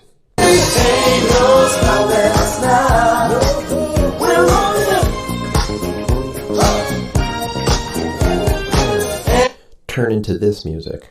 When it's hot, turn to the city, I broke all the nuts. Got some more millions that keep me a knot. I created history, it made me a lot. So I don't know if you saw in that one right there, but it was some black dude with a mask shooting people up. And this guy's name is Young Thug, and it shot a white guy in the face that was on the ground. So it turned to music like this. Pay attention to the timestamp. When, as you all know, all right, the black father was removed from the home, government became daddy, and you let what was once a beautiful black culture and entertainment industry has bastardized and corrupted into something like this. In the first video, you saw all races dancing in the same room to the music because it was just good music. It wasn't black music. It wasn't black entertainment. It was just entertainment. But the interesting thing about black... He said, it's not black music. It's just music. So, but even Esau recognizes, wait a minute, your music went from this straight to the gutter. Right. Bring it out. And who did he use? Young Thug. And he just said that beautiful black culture, but only thing that the other nations are willing to accept from our culture is our music. Yeah. They don't want nothing else. Our talent. Just say talent. Yeah, our talent. That's even literally in sports. Right. Shut up and dribble. And that's what they later told. Exactly. Right. You don't got no business in politics. Just shut up and dribble. This goes back to Lamentations. I'm going to read it real quick. It says, Lamentations 2:15. All that pass by clap their hands at thee. It's talking about the nation that's passing about Jerusalem. It says, all the nations that, all that pass by clap their hands at thee. They hiss and wag their heads. I mean, they shake their heads. At the daughter of Jerusalem, saying, is this the city that men call the perfection of beauty, the joy of the whole earth? This can't be God's people. This is what he's saying. What happened to this beautiful music? What happened to y'all Young Thug now? Right. He ain't providing solutions in this video, as you know. If you watch it, he's pointing out our faults. I mean, he's correct. It is changed. Yeah, I mean, the Gentile can see that. Right.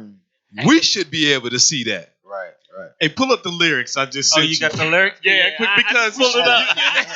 Yeah, because go back. No, he said it's just beautiful music, right? Right. Black people, everybody's dancing and all of this, but yet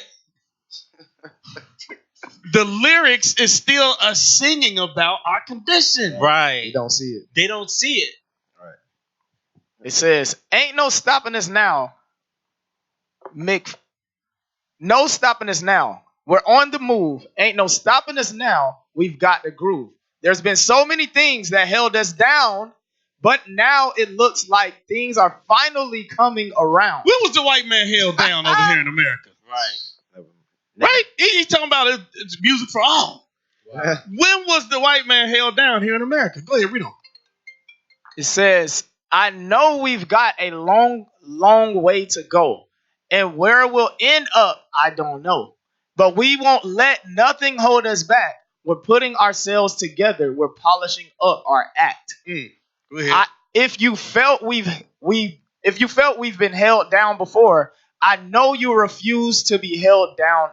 You'll refuse to be held down anymore. That's singing about coming out of oppression. Right. Who sings like that? We sing like that.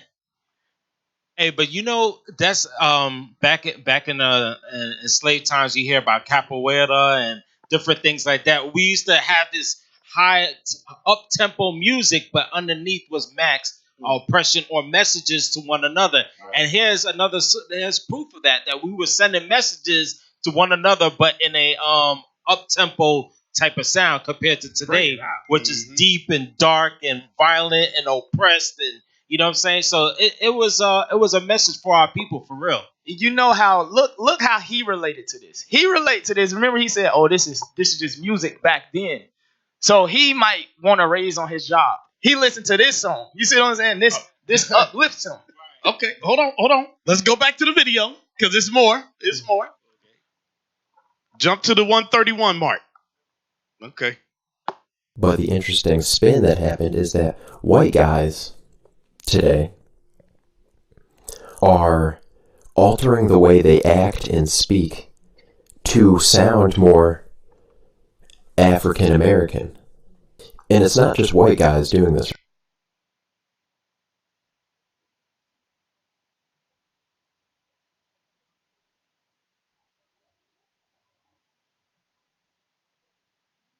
This all goes back to people just not being themselves and just adapting to the world as opposed to just being you.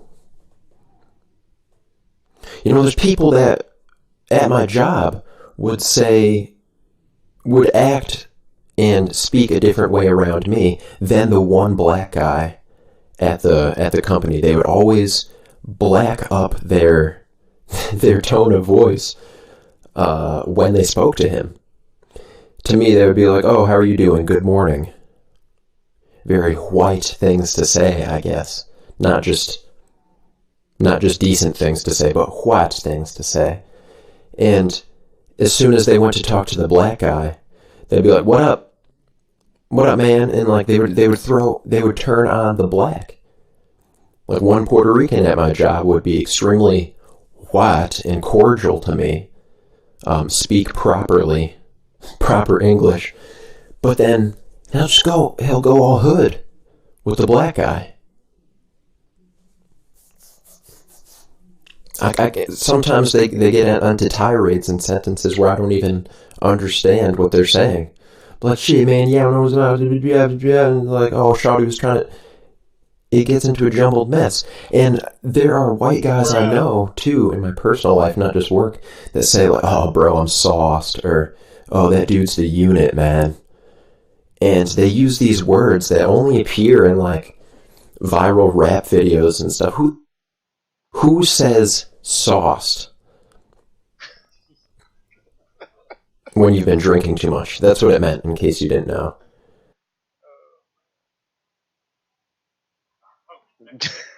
Bruh.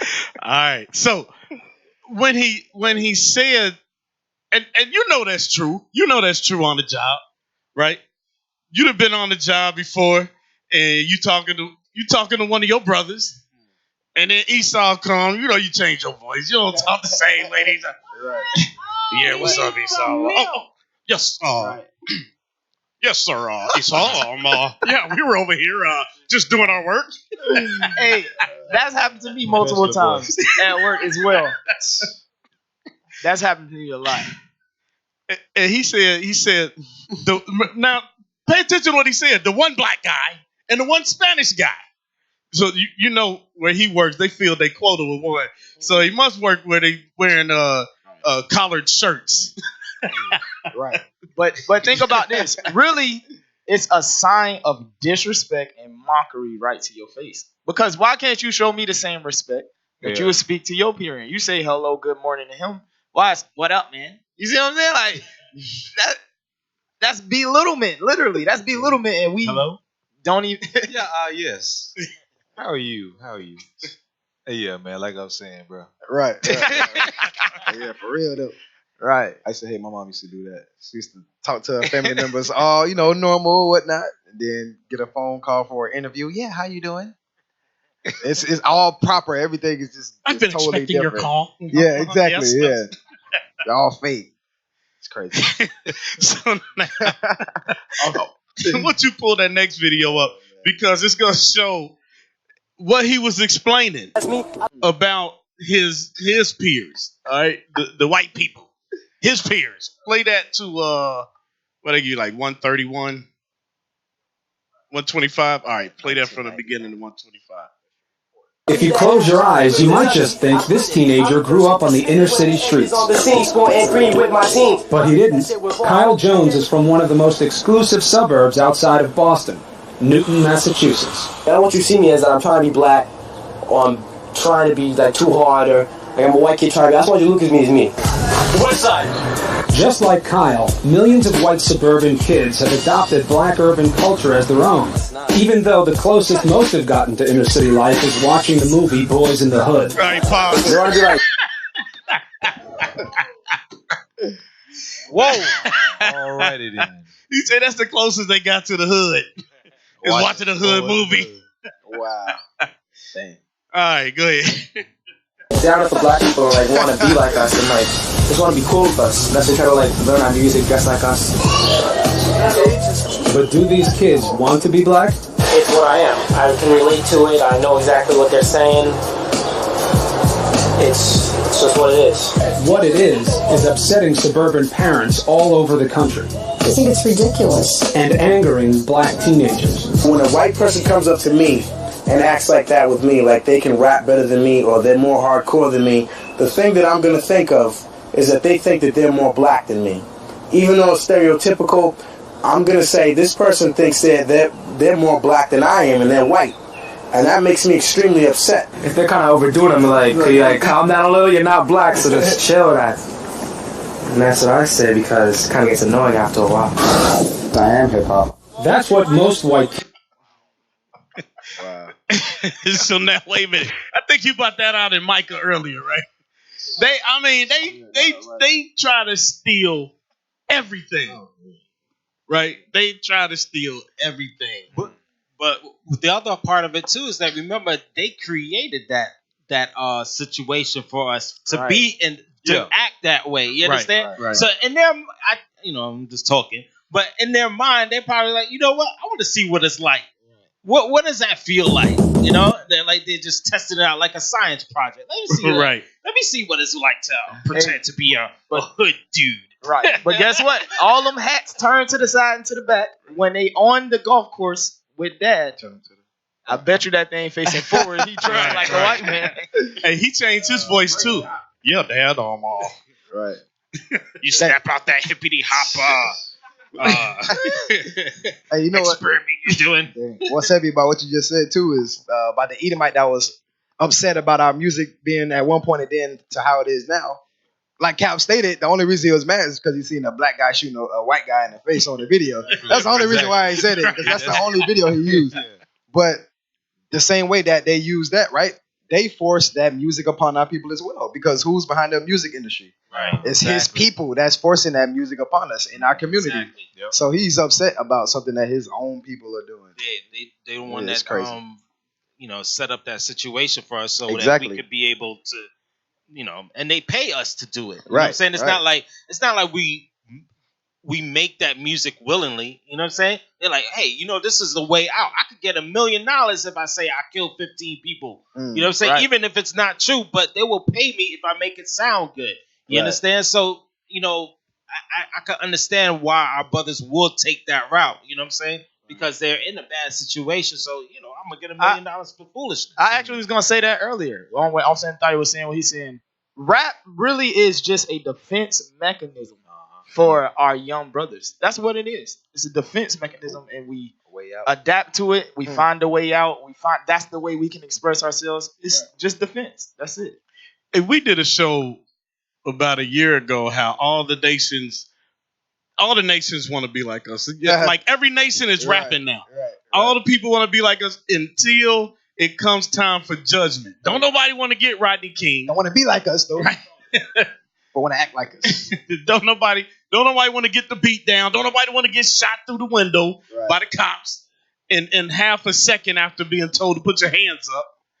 But they want to rap like us. They want to try to sing like us, and so on and so forth. So now, what else has music been used for us? We were bringing up earlier that it's a form of communication. We're gonna play a little bit of an Outkast video to show. They did a reenactment basically of how we would escape the plantation. All right, you got that? All right, let's play that.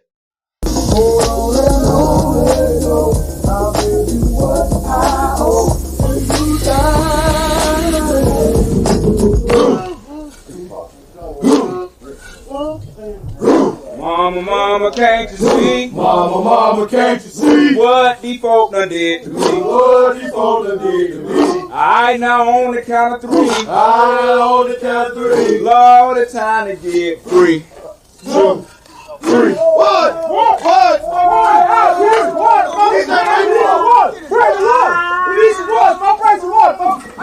Bling, bling, bling, bling, bling. Bling, bling, bling, bling, bling. Bling, bling, bling, bling, bling. Bling, bling, bling, bling, bling. All right.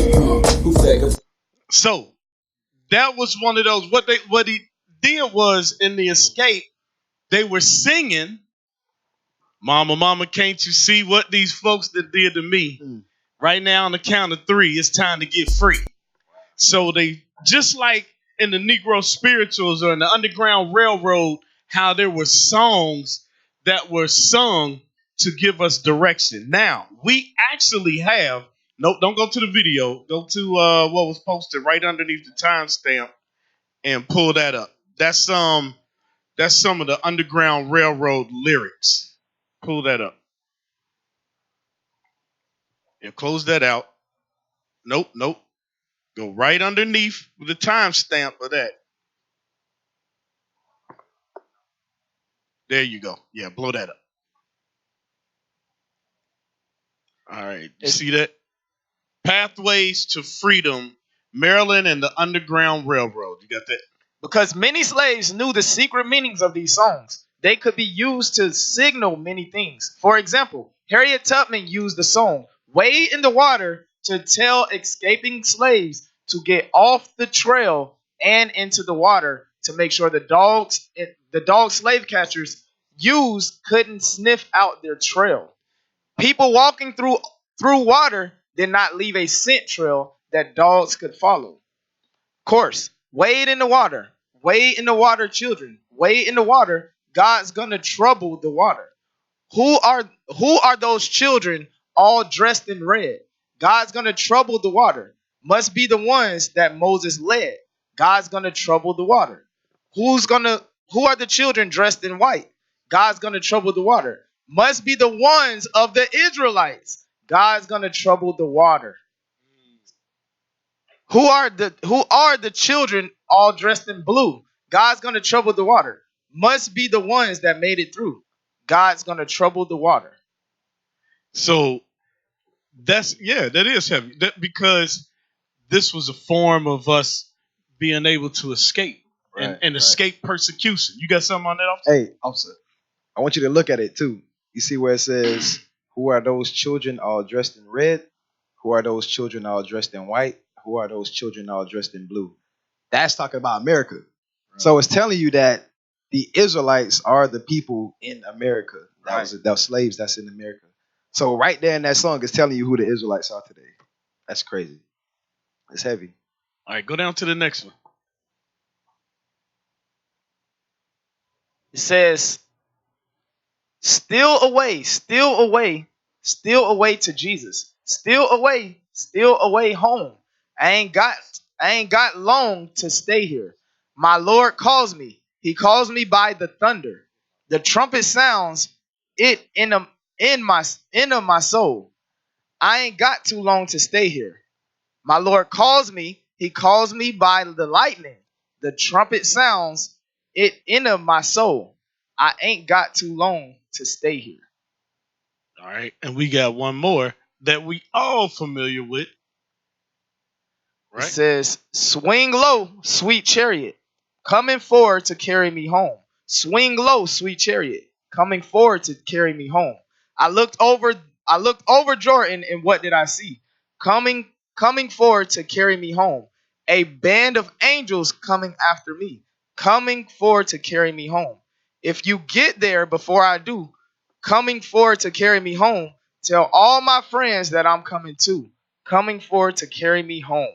So this is how our music was used for us to communicate. This is why you see the destruction or the decay of the music today. Yeah.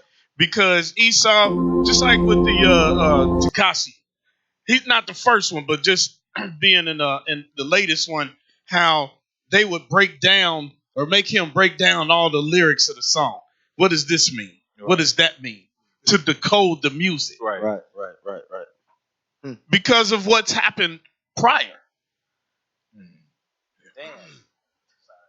Hey. You just did that just hit you then, huh? You just had a moment there. Dang. Can we go 1 Corinthians 15:33? Right. Because just like you said, they do a diligent search, right? So they saw that, hey, you know what? They use their music as a means of communication, right? So why not use that against them? 1 Corinthians 15, verse 33. The book of 1 Corinthians, chapter 15 and verse 33. Be not deceived. Evil communications corrupt good manners. So it says evil communication corrupt good manners, because one of the last things that the slave master wanted was slaves to run away, right? And that's what some of that music that we had back then did. It was a form of communication. So we would go under the Underground Railroad. We'll get off the plantation, right?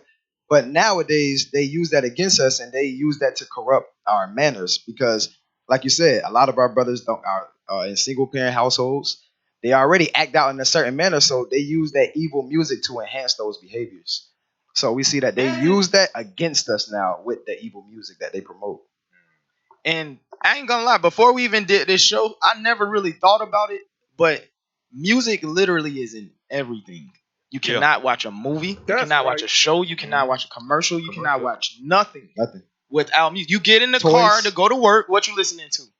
You see what I'm saying? Like, it's always there. So if it's an everlasting influence and it's something negative and it's molding your mind for wickedness, what do you think you're gonna be involved in? Right. You already said shopping stores, right? Right. I ain't forgot about that. You're right. Going to a shopping store, music is playing. Ice cream truck. And now it's at the gas pump. Yes, that's true. Right. Everything.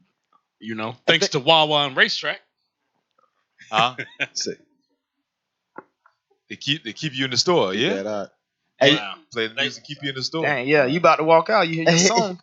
Hey, anybody ever seen like in the hoods where they have some gas stations, right? You know, a lot of our brothers, like the scriptures say, we hang on the street corners. You see a lot of our brothers hanging out in front of the stores. Have y'all ever seen them play their classical music out there? They blast it. Right. You ever seen them do that before? No. They do that at some stores because they know Negroes don't want to hear that. Dang, so to get you away from the store, from hanging out in front of it, they do that. Americana, they do that. It's another store. They play classical music. Yeah, they play I'll classical tell you who music. ain't doing it. Ishmael don't do that. Right. Oh yeah, they want you to come in there. They want you to buy everything. I just realized this. I was in a neighborhood. I was in the hood, and I heard an ice cream truck. And you know how they used to have all the songs on the ice cream truck. Now it's like the hip hop version though, like the hip. It ain't like the kids pop version. It's like the beat and the bass on it. I'm like on the ice cream truck. So you know they placate to everything. You know. Hey, they even in my neighborhood, they come through all the time. Right now, year round, they play that wicked Christmas music. Dang. Why? Because once again, evil communication corrupt good manners. So they already trying to put it in your spirit and your children's spirit, because you know they see ice cream truck. Daddy, can I get some ice cream? They constantly hearing that every day till this time of year comes around. Yeah, and just to going back on what you said earlier about how we put these different codes in our music so we can be able to communicate. And I was talking to Officer Nathire when we was playing that Blackout video, right? And I said when the first time I heard it, I didn't quite understand what he was talking about. But in our music, it's in our spirit. He said there's a blackout when the black's out. So I was like, oh man, I didn't get it, but now I understand. I'm like, yeah, I really like this song because I can relate to this right here. You understand? So you know what I'm saying? That's what we were doing. That's the music that we was putting out before. So all praises that spirit is still here. That's right. That's right. That's right. So you got some cap? Well, I was gonna play this right here. It got a lot of cursing in it. I'll say that, but basically, this is he's a freestyle rapper named Daylight. He was talking about the situation with Gucci Man and Eminem. Eminem was brought up as the king of rap. So he says, do you feel like white people were invited into the house of hip hop? It's like, invited where? It was never ours. Hip hop is not our culture. He said, what you trying to say? Spinning around on some cardboard boxes is our culture? He said, we were greater than that. The clothes that we wear in hip hop, it's not ours. We didn't design them. We didn't bring them here. So they put us in these clothes. They gave us this language. This is not even our tongue we speak. So hip hop is not ours. We need to go back where we came from. But again, he put a lot of other verbiages and languages in it, so that's why I'm not going to play it. But again, even from him, it's in us. We know it. We just can't attach it to the scriptures. A lot of us know the truth. We're searching for it. The Most High is kind of pouring his spirit out would actually, he's poured his spirit out to where we can now lead him all the way. He's giving them, he's waking them up in the sense to show you that, look, something's not right. Right. And then we come behind and give them the word, and then it's how it makes sense to them. So it's a lot of people waking up to this truth. You know, I didn't expect him to actually say something like that because a lot of stuff he says is crazy, but he made some sense in this video. But that's all I want to say. I mean, just think about, just like the scriptures say, my sheep hear my voice. Yeah. And another they will not follow. Mm-hmm. So it's always, that means that it's always been in us and it's been lying dormant. And when you hear it, it wakes up and activates your spirit. I tell you, it was another one. I'm gonna put this on there. This is a short. Y'all know the Commodores. Y'all know brother Lionel Richie. Mm-hmm. Lionel Richie, right? Let's I'm put this in here. All right, play this one, this little short piece, and then we'll go to the commercial. We got a commercial, don't we? Yeah. Okay. I want you to hear what he said in this. A lot of people play this song and don't even hear what he's talking about. Start at 4 minutes. Living as one. Go back a little bit more. Again, he's talking about some equality in some parts of it, but yeah, right there.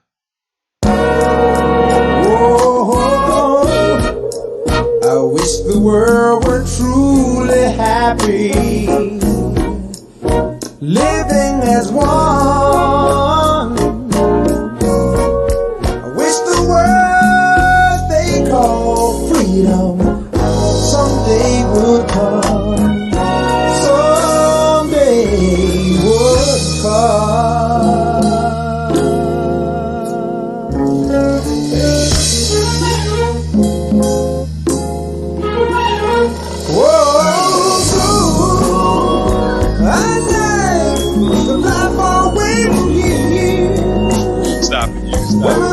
Talking about getting away from here. Because a place that they call happy is not. He said, I wish this world was truly happy, living as one. To wish the world that they call freedom would someday come. Whatever that they trying to paint in our mind as the American dream, I wish that dream really comes. Until then, I'd rather get away, zoom, fly far away from here. It's in our music. We'll listen to this song like, man, zoom, this song right here, give some wine. Right. Relax. Listen to the tune. It's a message in it. Right. But we can go to it. We got a lot more after this. Yeah, we got more. We're gonna go on and we just gonna cut it a little short on the back end. Okay. I wanna play this song. You know, one of the characteristics of Benjamin. Benji. Explain what Benji is about. Before we play this. Judah, brother? You Judah now? Benjamin. You Judah? Under you, Benjamin? Yeah, he thought it was Judah for a second. I want to hear the track. All right, so play the tune. So I'm gonna help Benji out. Right. So the scriptures say Benjamin raving like a wolf, right? Benji's gonna let us know what time it is. All right. So I want you to play like to a minute and 27, 30 seconds. And then we're gonna post the lyrics. Got to. Because I want you to see, hey, this truth has been out there. But like I said, our spirits are being awakened now, and we connecting the dots. Go ahead and play that. Deliver me, oh my Father, from the damn oppressors. Set me free. Hey, them are trying to keep I down. I will always prosper. Yes, sir. Them are trying to keep I down. Walking on a tightrope. I will always. Whoa, no. Got me walking on a tightrope. Can't afford to bump my toe. No, as long as Babylon is my foe, I will have hope in my soul. Poor man's life don't cut no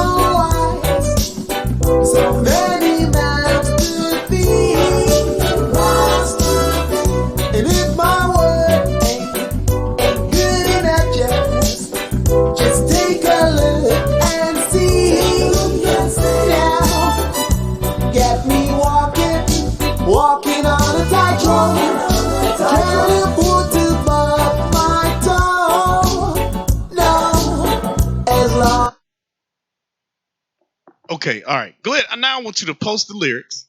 All right, I sent the lyrics for it. All right, blow that up. So, this group still posts. I grew up listening to their music actually, and actually I went to a concert when I was young, and it was the same as that Nina Simone video you saw. It was almost 100% Edomites, other than still posts and the people that were the doormen and cleanup crew and all of that at the venue. So let's read that.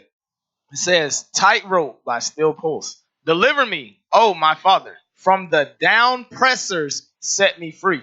Them trying to keep I down. Wait a minute, you don't know how to read that right. Hey, you gotta let Benji read that. Them are trying to keep I down. See, you gotta learn how to read that thing. Hey, man. You gotta learn how to read that thing.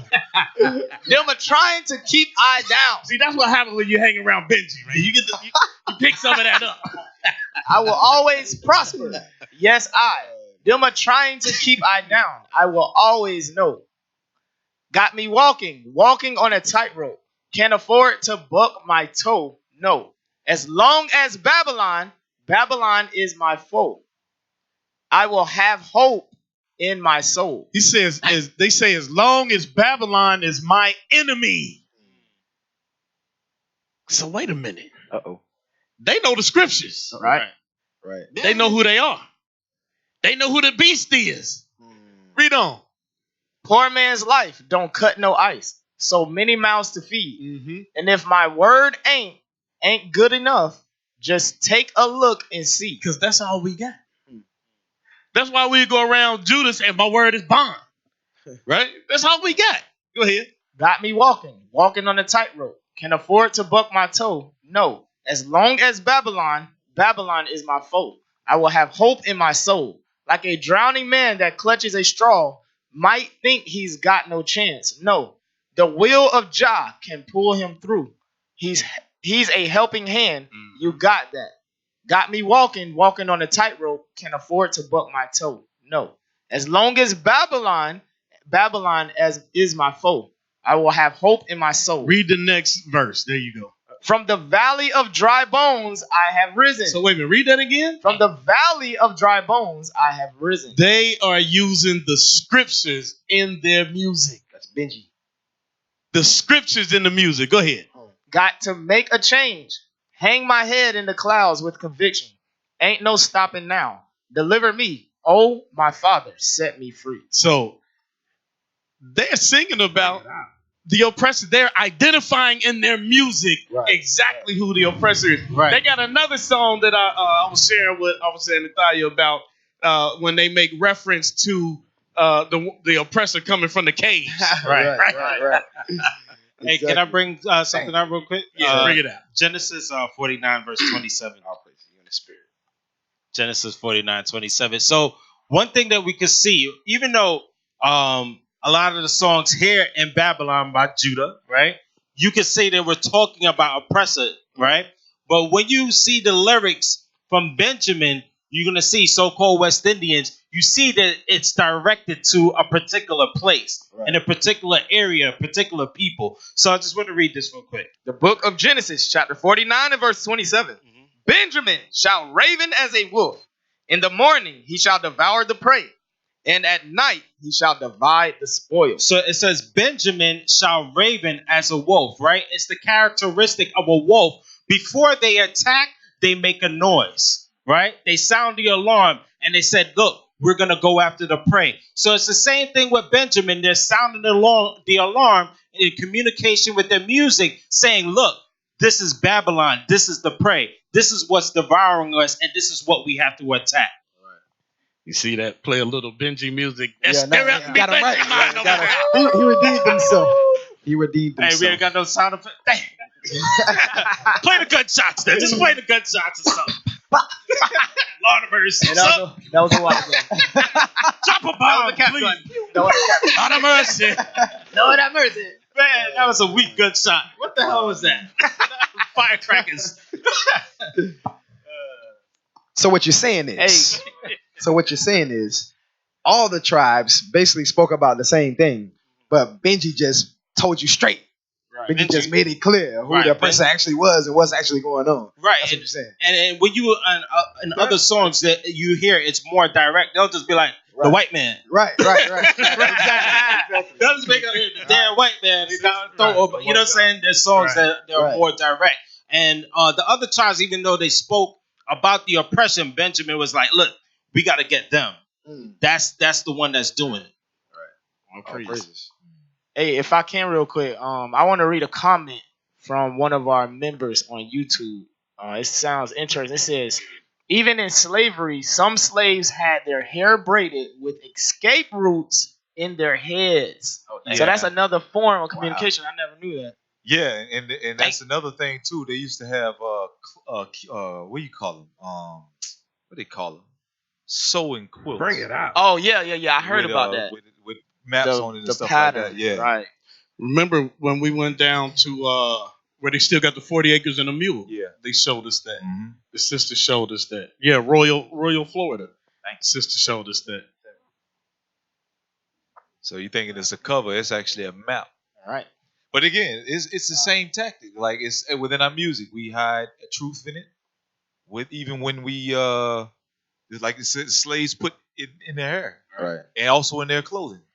Then you look at Brazil. What happened in Brazil? They used capoeira to form it look like a dance, but it was actually self-defense. They was learning in front of the slave masters. And that shows you how innovative we are, because like also Kimuel said, because I've seen it. I remember watching an old video. It was like they were in a coliseum at a football stadium, and there was some black folks jamming out. I think they might have been Benjamin. It was nothing but Edomites in the crowd, and it's like they're actually singing about killing you, taking back over, and y'all out here jamming. You see what I'm saying? Right. They smoking weed, ain't it? That's it. Right. That's what it was. There was a bunch of hippies too. That's it. You're right. That's all there is to it for. You know, they think that they can relate because they're so-called black sheep of their family. You know, because they instead of being in college getting their law degree, they drop out to go find themselves. So they spend a couple of years smoking weed, climbing up the mountainside, and watching being Boys in the Hood. Yeah, watching Boys in the Hood.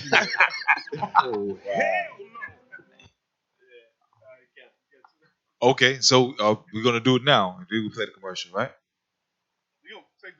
Okay. So the next one, I put it up on the Telegram. This is Tracy Chapman. A lot of you all know her. Very good singer. She's more so on the country side of it. She has a beautiful voice. I think she's into the other life of being with women, but some of the things she used to sing about. Bruh. Yeah. Let's go to the video. We're going to talk about this one song she came out with. It's called Talking About a Revolution. This is one of her most popular songs besides Fast Car. And some other songs that she had. So in this song is a message. And we got a couple scriptures to actually go with. We're going to put up the lyrics. Play this real quick. And I want you to look at this video and see her crowd. Look at the people that's in her crowd. So we'll get the lyrics, and then we'll fast forward into the video so you can see the crowd that she's entertaining. Go ahead.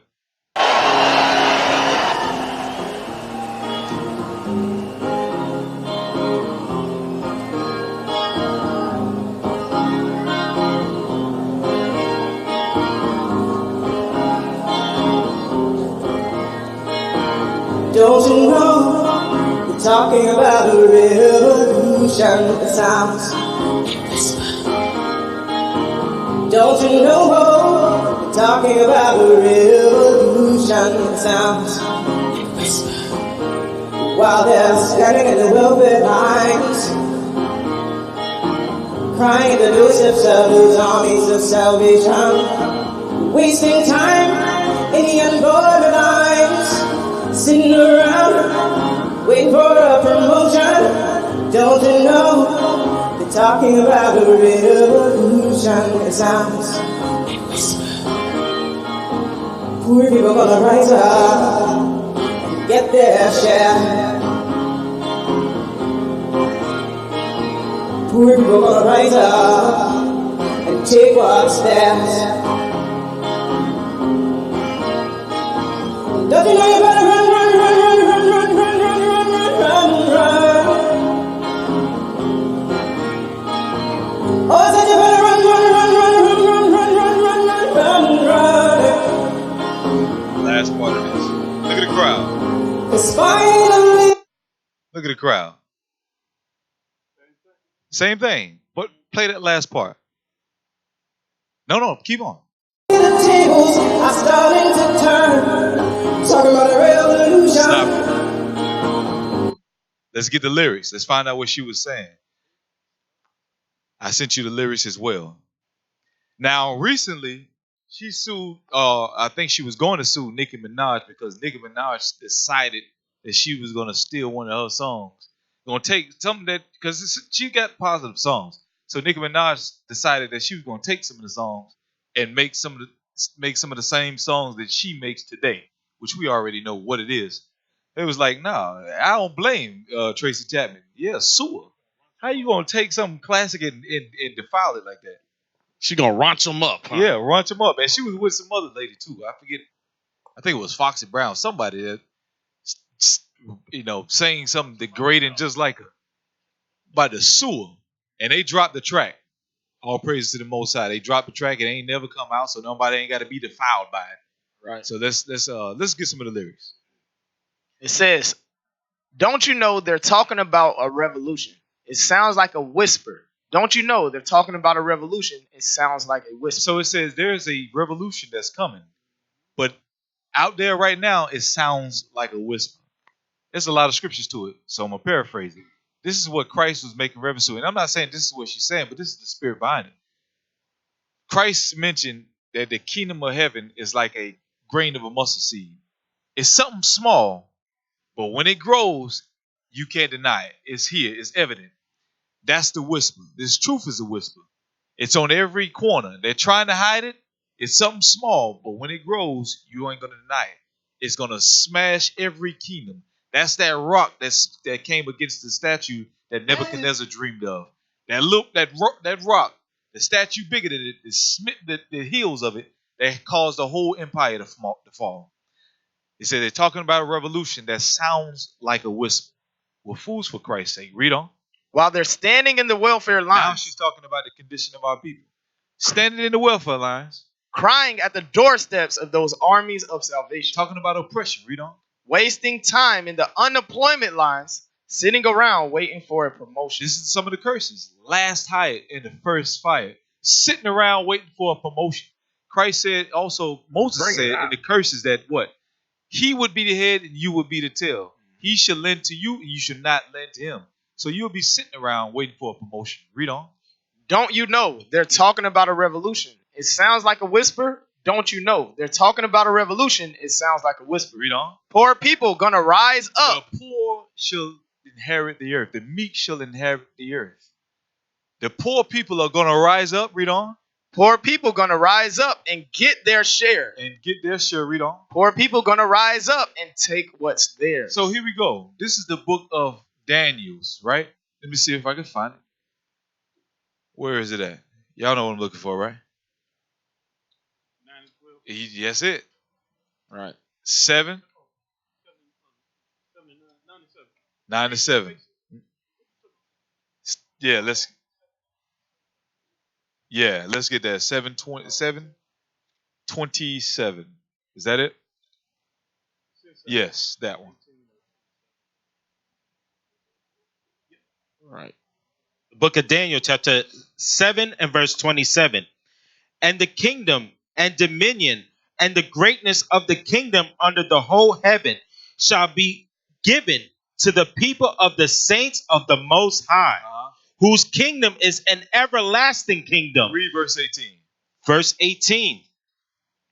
But the saints of the Most High, shall take the kingdom. They should do what? Take the kingdom. Now, real quick, just to tie this in, get the book of Revelations 2 and 9. The book of Revelations, chapter 2 and verse 9. I know thy works. Talking about his own people, the Israelites, so-called blacks and Hispanics. Read. And tribulation. I know your works in your tribulation and your what? And poverty. So we are the poor right now, as it seems. But when the Most High turn tables around, the meek shall inherit the earth. We're going to be the rich. Read. But thou art rich. And I know the blasphemy of them which say they are Jews and are not. Those are the people that's in Jerusalem calling themselves the Jews when they are not. The Jews are the oppressed. So go back to Daniel 7 and 18. Read that again. The book of Daniel chapter 7 and verse 18. But the saints of the Most High shall take the kingdom and possess the kingdom forever, even forever and ever. Okay, so let's go back to the lyrics. Poor people going to rise up and take what's theirs. Go ahead. It's finally the tables are starting to turn. Finally, the tables are starting to turn. That's when the Most High is going to come down and make that revolution. He's going to turn the tables. Now we're going to become the head and they're going to become the tail. We are going to become lords over the earth. Read on. Talking about a revolution. It's finally the tables are starting to turn. Talking about a revolution. While they're standing in the welfare lines, crying at the doorstep of the armies of salvation, wasting time in the unemployment lines, sitting around waiting for a promotion.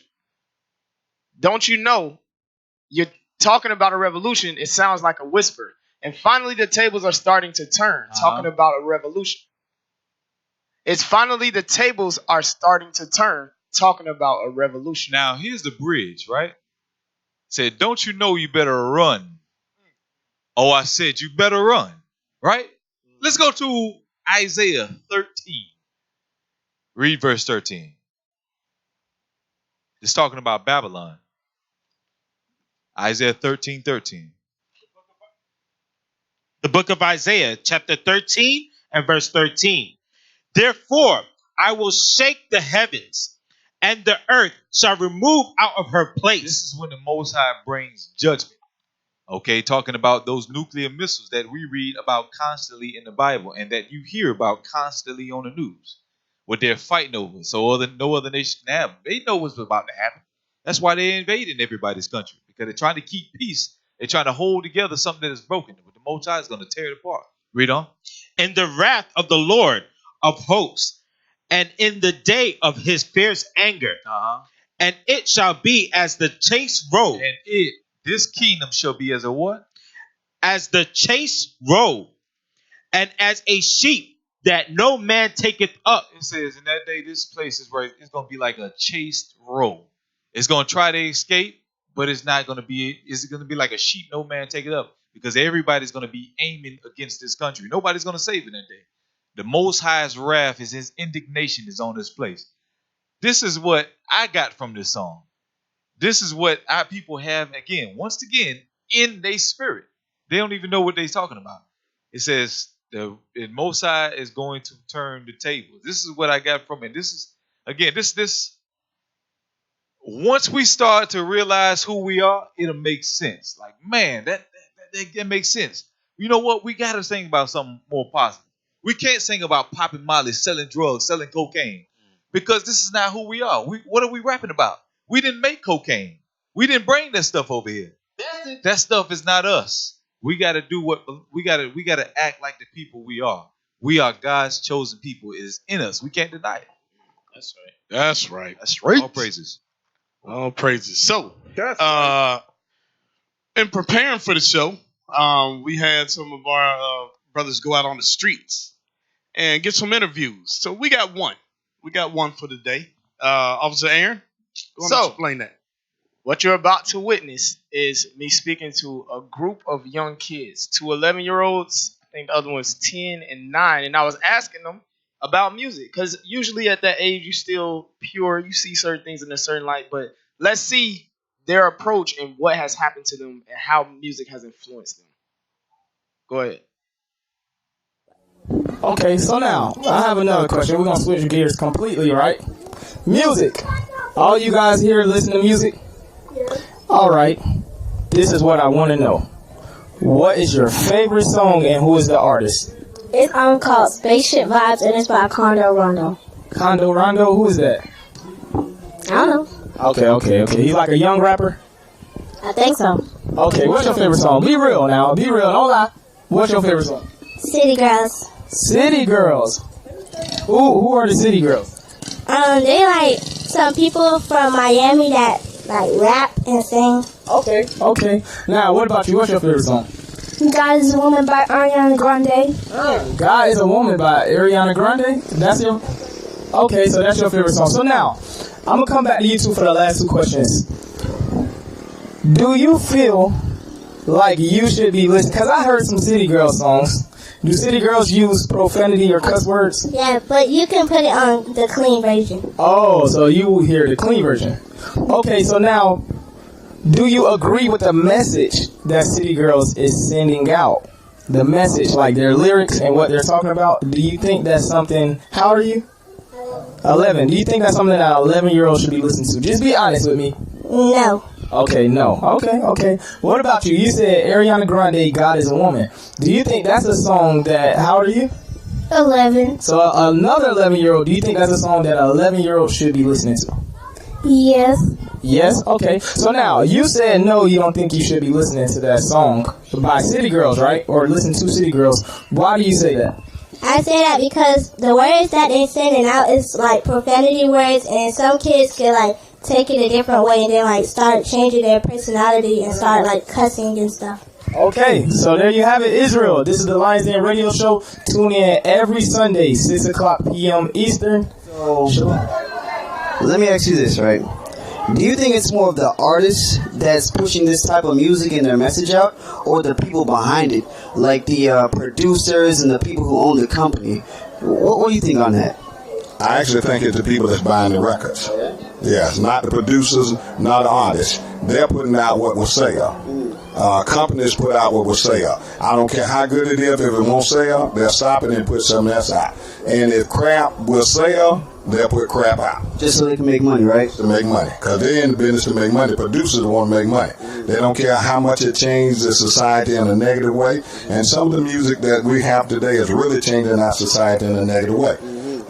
They don't care. Some artists don't care. Some do. It depends on what kind of heart they have. And so in artists, most of them, they push what will sell too. And they'll actually change their style so that they can stay popular. I totally agree with you on that, because when we think about it today, each generation just gets worse, as well as the music. So with that, I totally agree, right? Now, my last question for you. In 3 words, describe the music today. Just in 3 words, right off the dome. Abusive, disrespectful,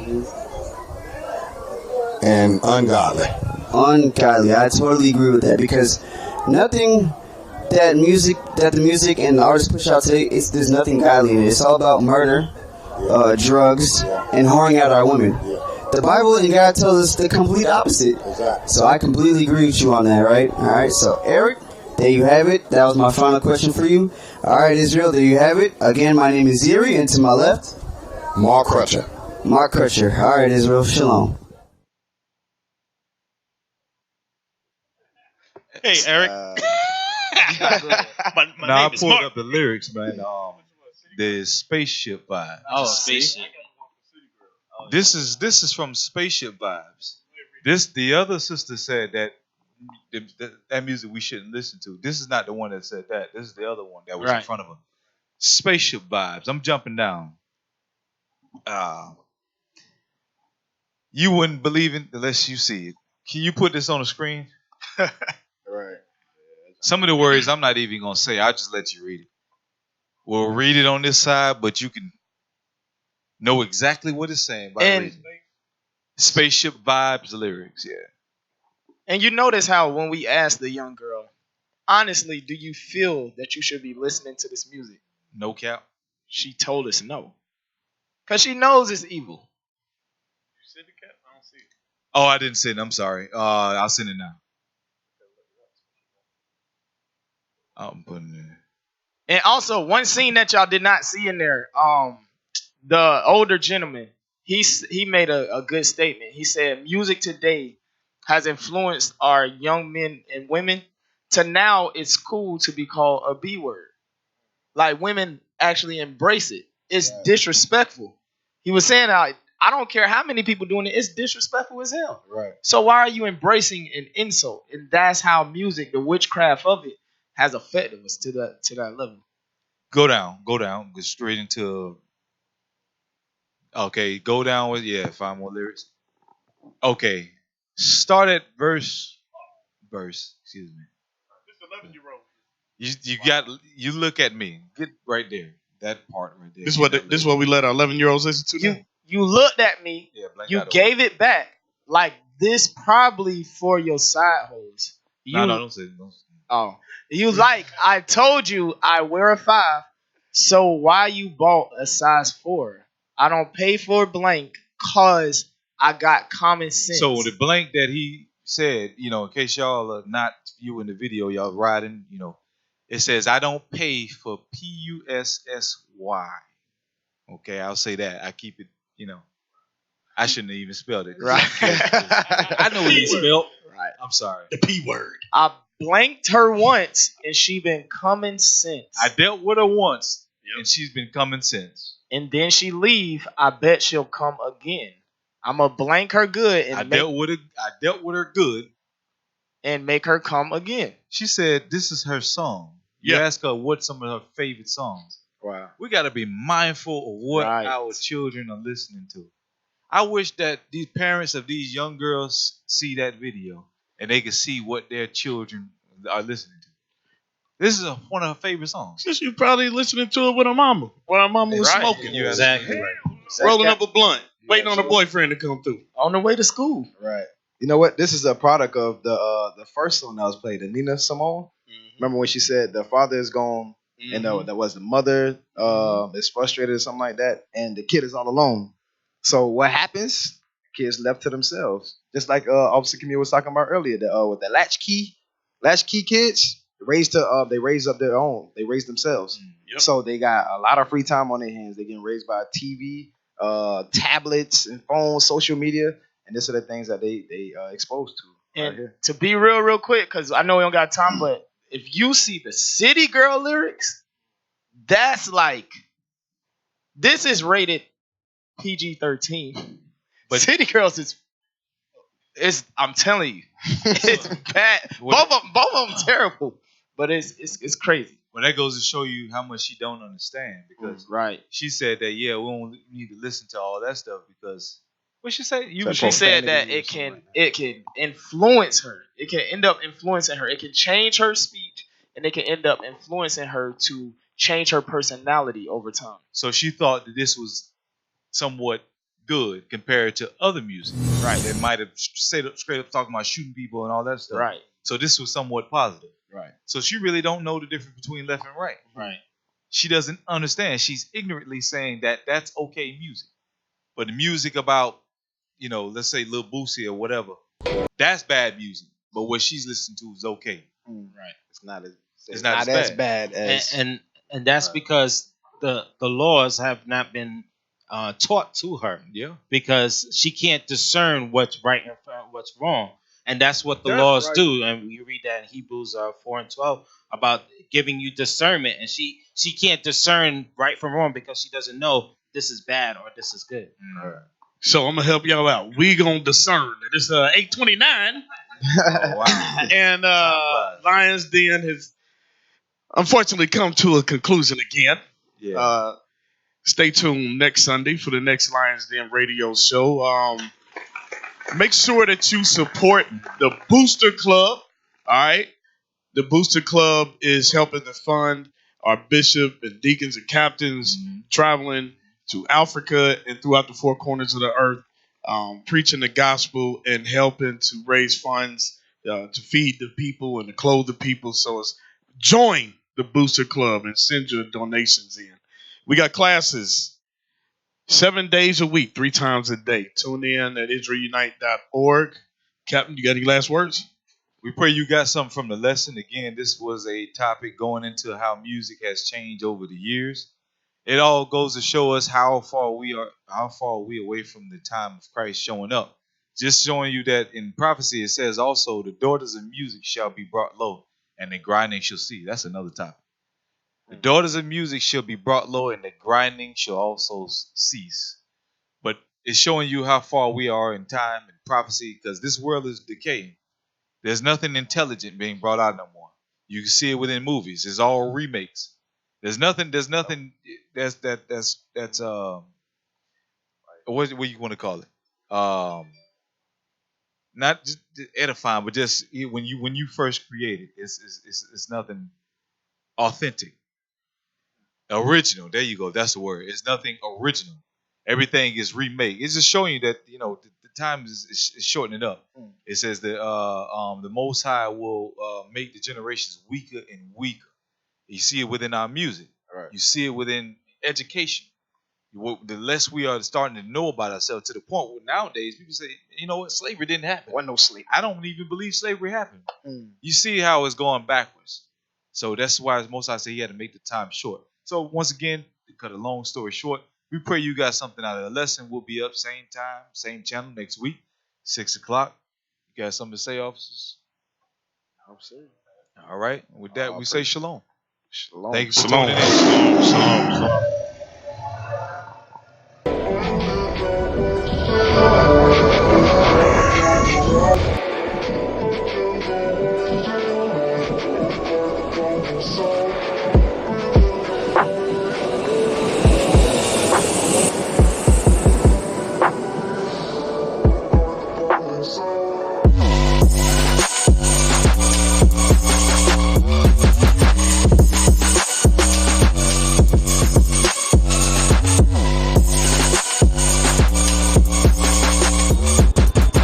Shalom, Israel. This is Bishop Nathaniel. The Israelites have been scattered across the four corners of the earth, as prophesied in Deuteronomy, the 20th chapter. Here at Israel United in Christ, we need your help to recover the remnant of our people, teach them the gospel. Please help us, support us, and join or donate to the Booster Club today. Shalom.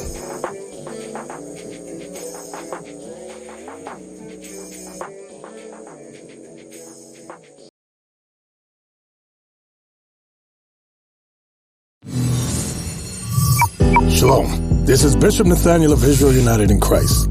Please subscribe to our YouTube channels. Stay up to date with our latest events, music, and classroom lessons.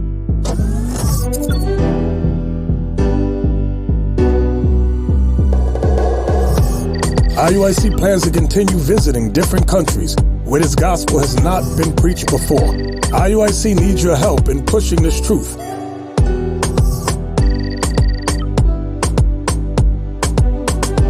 So join us, subscribe to our Instagram, Facebook, Twitter, and podcast, and stay up to date with us.